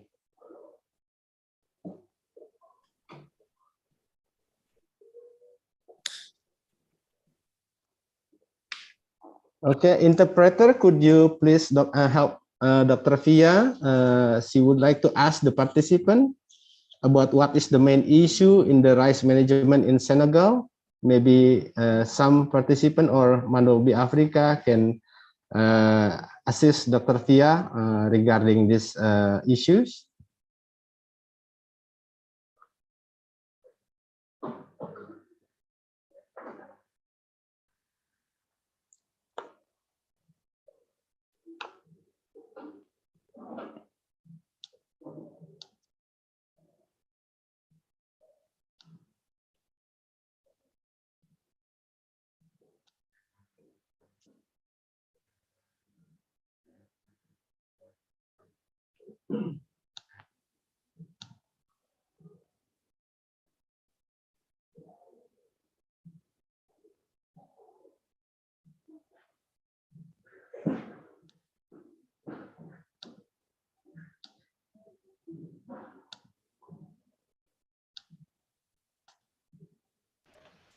Vas-y, go.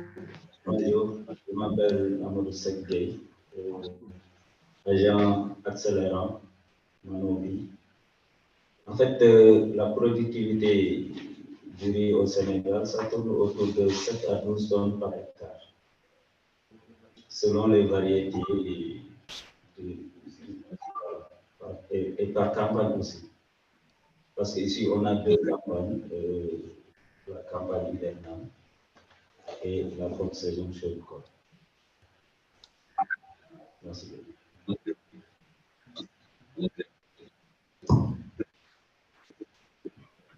Enfin, bonjour, moi je n'ai pas entendu la question posée. Si vous pouvez revenir sur votre question, s'il vous plaît.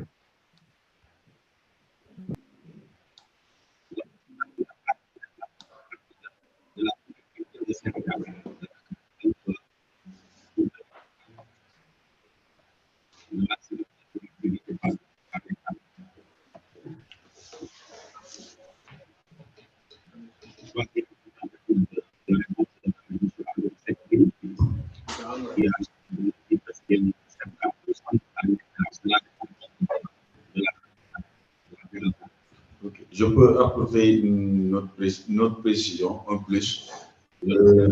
Au niveau des chiffres, au niveau national, ça c'est les potentialités, mais au niveau national, on a un rendement moyen qui avoisine 6 tonnes.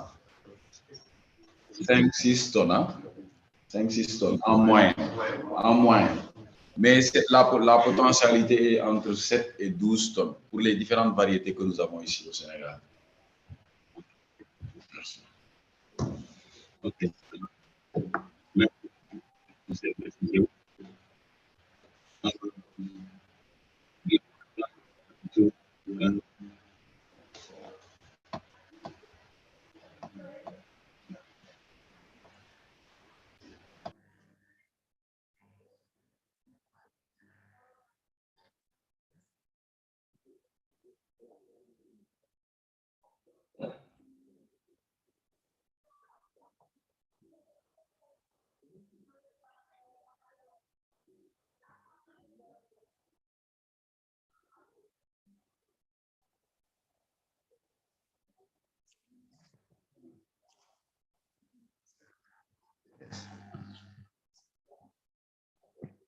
Okay, thank you.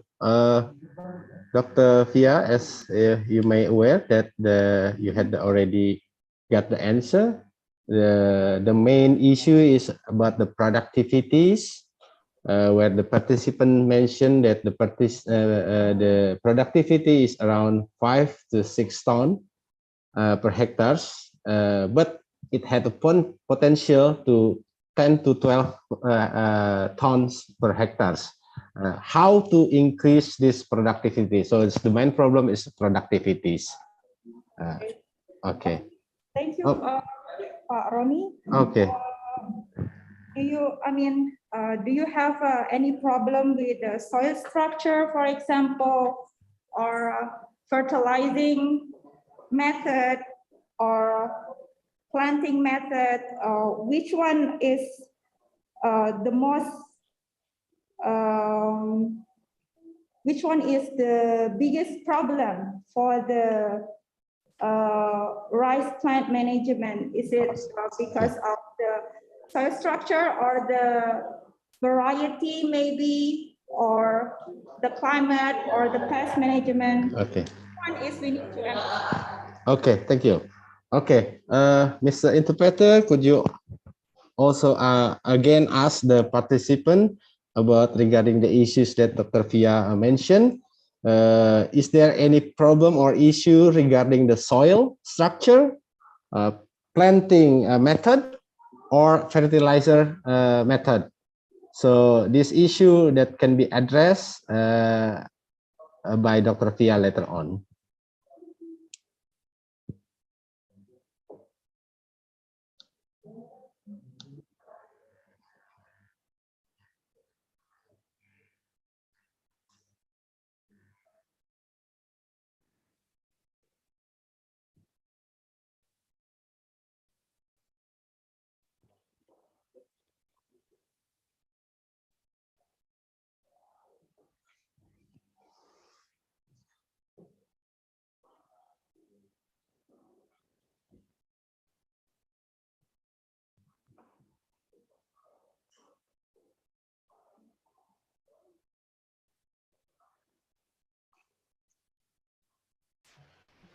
Ok, taal allez, bref.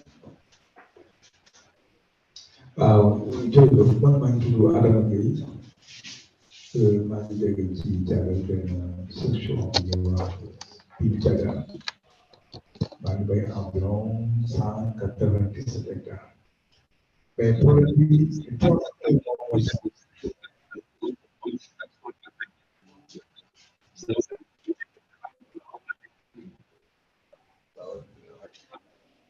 waaw man maa ngi tudd Adama Gueye maa ngi jóge Dakar maa ngi béy 72 hectares 72 hectares lay béy 72 hectares lay béy actuellement nii mais si femme bi ma yor mi ngi nekk 197 hectares mais 3 facteurs moo ci nekk benn problème d'aménagement la benn bi problème de sol la salinité benn bi problème bonne semence ñetti facteurs yi ñëw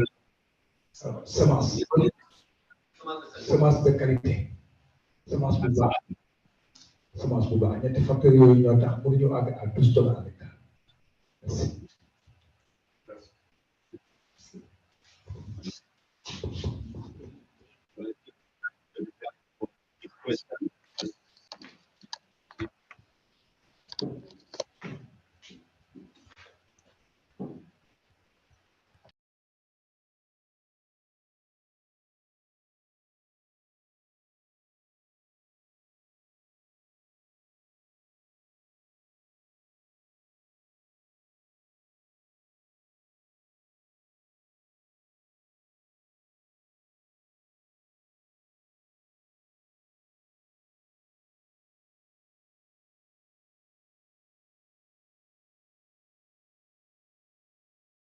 Okay. Yeah. Okay, Dr. Fia, you got the answer already? Okay, thank you. Okay. Okay. Now I will ask another participant if they have another question or discussion for discussion. I will.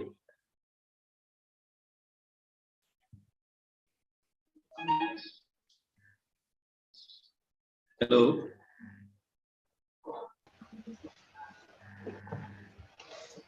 Bonjour. Donc, je voudrais savoir par rapport. Okay, sir. You may start your question. Good morning.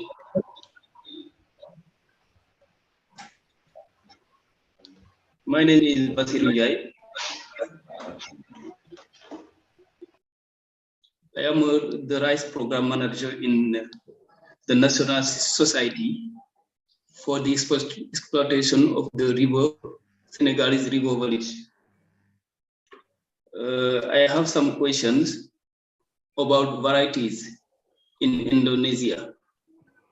You said that you have high potential yield varieties in Indonesia. I wanted to know what type of varieties are they? Indica or Japodica varieties? And I have a second question about the cost of the wheat harvester, the cost. What is the cost of the wheat harvester? And I want to have a contribution about the rice issue in Senegal. Because here in Senegal, we have some varieties with high potential yield, ranging from 10 to 12 tons per hectare. But have sometimes problems with pest management, like insects, mice, or birds. And we have a problem harvesting. We in Senegal, the quantity of machinery is not sufficient for covering the harvesting at the end of the dry season. Thank you very much. Okay, thank you, sir, for your question. If I may, I will highlight and repeat your question. The first one, what type of the variety and the productivity of the potential seed in Indonesia. And then the second one is the price of the quick harvester machine. And the third one is regarding the pest management, because you mentioned that the potential of the seed that being used in Senegal is around 10 to 12 tons, but you only can harvest sometimes only less than that. Okay, so I will ask Dr. Fia and then Mr. Ramadan to answer the question. You are welcome. Pak Ramadan or Bu Fia, silahkan. Pak Roni, Yeah. in here we also have Dr. Nafisa Okay. in this room. So regarding the variety, maybe I will ask Dr. Nafisa to explain more about the variety that we have here in Indonesia. Ibu Nafisa? Okay, you are welcome, Bu Nafisa. If you could explain about the variety and the productivity expected from that kind of variety in Indonesia, please, the screen. Okay. Okay, thank you very much for the question. Yes, I heard for the variety. I think for the yield potential, it is based on the explanation of the participant. It is the yield for the variety in Senegal. The yield potential is 10 to 12. Yeah, it is actually almost same with in Indonesia, variety in Indonesia, and for the type of the variety, it is in Indonesia because it is tropical country. It is most variety in Indonesia is indica variety, but we also have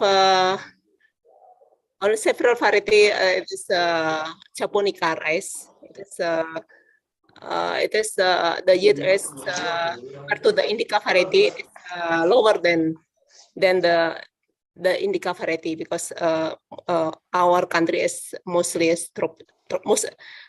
our country, Indonesia country, is a tropical country. So usually japonica rice varieties is in the subtropical country, like that. And yeah, the yield potential, if I heard from the information, it is in Senegal. I think it is already high. If we 10 to 12, it is quite high already. Yes, it is same. The same is in Indonesia. We can achieve 10 in particular region. We can achieve until 10, but the average is for the medium fertile soil, it is 5 to 6. Yeah, but for the fertile soil, we can achieve 8 to 9, something like that. Thank you very much. Okay, thank you, Ibu Nafisa. And then I'm going to Mr. Ramadan regarding the price of the quick harvester. Okay, thank you, Mr. Roni. To help the answer about the price, I asked my friend, Mr. Roman Syah Makalalak, to help to explain the price of the combined harvester GH11. Mr. Roman, can you hear my voice? Yes, thank you, Mr. Ramadan. I will answer question about the prices. Specifically, I can answer the price at the moment because we need to take into ocean freight costs, export local charge, and other costs, and we will inform the price to Manobi Africa as soon as possible.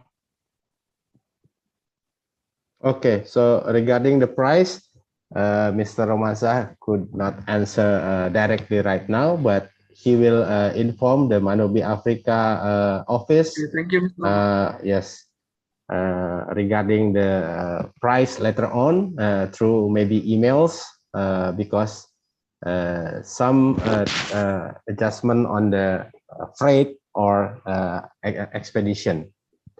Is there any question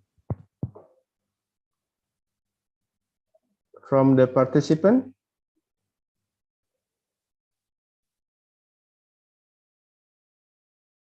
Okay, then if not, we can come to the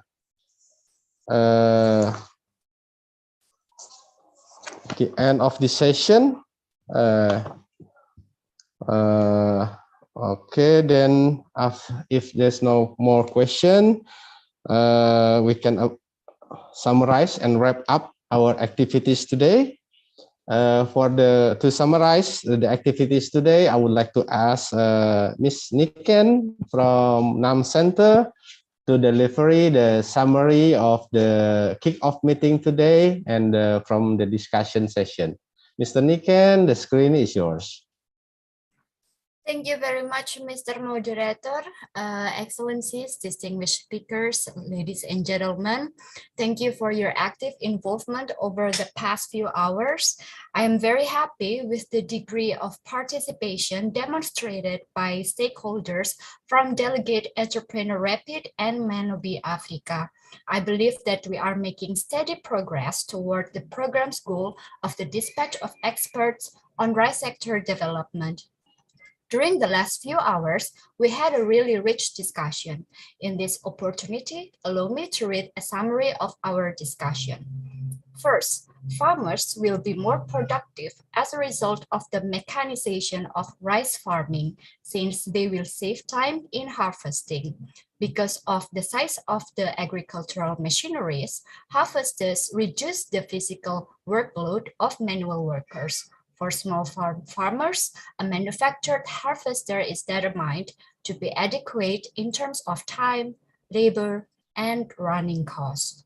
The harvesters would facilitate the adoption of new technology in the future. Second, the combined harvester presented by CVKHS has been tested in a wide range of crop and soil conditions across different agroecological zones, and it has economic benefit. Third, the autonomous operation performed well enough for rice transplanting. It could achieve sufficient accuracy for spraying or mechanical weeding activities after the rice transplantation. Fourth, the use of the Jajar Legowo system, if we adhere to the planting spacing regulations, resulted in higher plant heights. Fifth, nitrogen application should occur within a specific interval in order to increase rough rice yield, malt rice protein, and translucency. And sixth, Senegal's rice agriculture challenges include rice seeds, agricultural machinery accessibility, and pest management. And these concerns would be rectified through the dispatch of Indonesian experts to Senegal.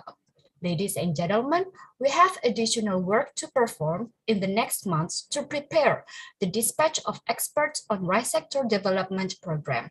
Let us keep the dispatch of experts' primary goal in mind. The preparatory effort will gain up speed in the following months. In addition to the preparatory process, which I believe will be carried out by the Embassy of the Republic of Indonesia and Manobi Africa, the NAM Center will hold meetings with relevant Indonesian ministries and CVKHS on the context, approach, charter, and work plan of the dispatch of experts. Finally, I would want to thank you for your outstanding involvement in our kick-off meeting. Your continued participation and contributions will be vital to the success of the Dispatch of Expert program. I wish to meet you all in Senegal in May or June. Before I finish, I would like to express my gratitude to all those who saya sudah koordinasi dengan ketua induknya, contoh PMKI. To make this event a success, including the interpreter, Mr. Al-Hassan, the embassy staff, Mr. Nelson, the speaker and moderator, and of course, my colleagues at NAM Center. I hope that when you leave this room, you will remember how enthusiastic we are about making the Dispatch of Expert program a success. Thank you very much. Over you, Mr. Moderator. Okay, thank you, Ms. Niken. Before I close the session, I would like to remind and request all the participants to fill out the evaluation form that the link will be given and show after the session. I would like also to extend our gratitude and appreciation, especially to NAM CSSTC, Embassy of Indonesia in Senegal, DG of Rural Development of Senegal, our available speakers and presenter, CV KHS company, and of course, our colleague from farmers from Senegal and Sierra Leone, Manobi Africa. We do hope this kick-off meeting will bring us to more active and dynamic partnership to achieve prosperity together. Now, for the closing statement, I would like to invite Director of NAM CSSTC to deliver the closing remarks. Ambassador Biantoro, the screen is yours. Thank you. Assalamualaikum warahmatullahi wabarakatuh. Thank you, Mr. Roni. Ladies and gentlemen, first and foremost, let us express our gratitude to Almighty God for allowing us to conclude this important kick-off meeting on rice sector development. I would like to thank Mr. Roni Muharam for facilitating the kick-off meeting. It is a pleasure and an honor to return to this platform. And after your lengthy hour of discussion today, I hope I'm able to keep you awake and interested rather than thinking about the break that may be waiting for you at the end of the session. It gives me great pleasure to have a speaker from the Ministry of Agriculture of the Republic of Indonesia and CV Karya Hidup Sentosa KSS. Each of them is working on an important but distinct topic related to the dispatch of experts on rice sector development program. And I believe that there are significant benefits to collaboration between government, institution, and private sector, as demonstrated by the speaker today. Respected friends, I'd like to take this opportunity to reiterate my earlier statement, which was supported by the speakers and confirmed in discussion, that the dispatch of experts on rice sector development program is an excellent opportunity to investigate ways to strengthen ties between Indonesia, West Africa, and the NAM Center by improving, strengthening, and modernizing West Africa's agriculture output base in order to achieve rice security. Please allow me to highlight the NAM Center perspective and steps for implementing the Dispatch of Expert program in this closing session, so that those present can leave this virtual room with a clearly picture of the NAM Center expectation in relation to rice sector development. First, the NAM Center is committed to assist West Africa in implementing projects to expand, strengthen, and modernize the rice product base. Second, in order to ensure the long-term viability of the 50 harvesters that Manobi Africa will purchase from CV KHS, the NAM Center will provide capacity building assistance in Senegal for tractor, operation, maintenance, and assembly, and rice management. Third, NAM Center and CV KHS will send 2 machine tool experts and 2 agricultural experts to Senegal, especially rice plant management. Fourth, the NAM Center is prepared to strengthen coordination not only with experts who will be dispatched, but also with Manobi Africa in order to ensure the successful implementation of the dispatch of expert program. Participants, the NAM Center is well aware that in West Africa, with a population over 419 million people and a growing economic role is becoming increasingly important. Population growth and economic progress are always accompanied by increased food demand, both for domestic consumption and to secure foreign exchange. The agricultural sector is obligated to contribute in order to meet these needs and advance the region. I believe that the agriculture sector will be able to fulfill the roles and function in assisting West African development and meeting food needs. The conversion of manual rice cultivation to mechanized rice cultivation will increase productivity and welfare, potentially making it one of the West African communities' life support systems. The agriculture sector will be able to carry out its roles and make an increasingly real contribution that is pro welfare and pro growth through coordination, synergy, and partnership among governments, development agencies, and private sector. I hope that this explanation clarifies the NAM Center's readiness on the issues discussed at today's kick-off meeting. Thank you very much for your kind attention. Good afternoon, good evening. Thank you, Pak. Thank you.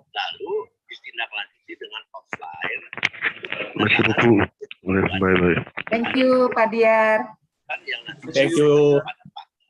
So see you next May or June. Good luck.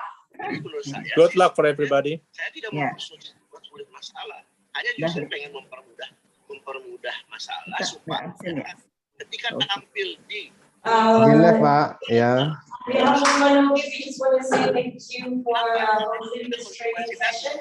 Ketika dia tidak tampil sebagai cabang We olahraga, have benefited a lot from yang NAM Center and ICAD. And thank you for hosting our partners and agents for the training session. And Mr. Bade, avec Monsieur, merci beaucoup. Thank you, Manobi Africa. See you. Thank you, everybody. Merci, Manobi Good health for Africa. everybody. Merci beaucoup. Merci beaucoup. Merci beaucoup. Merci beaucoup. Tutup aja, Ibu.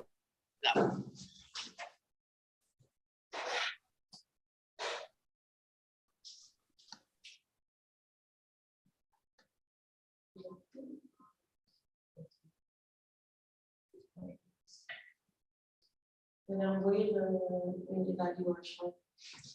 Je vous transmets le lien. Je vous envoie sur Discord.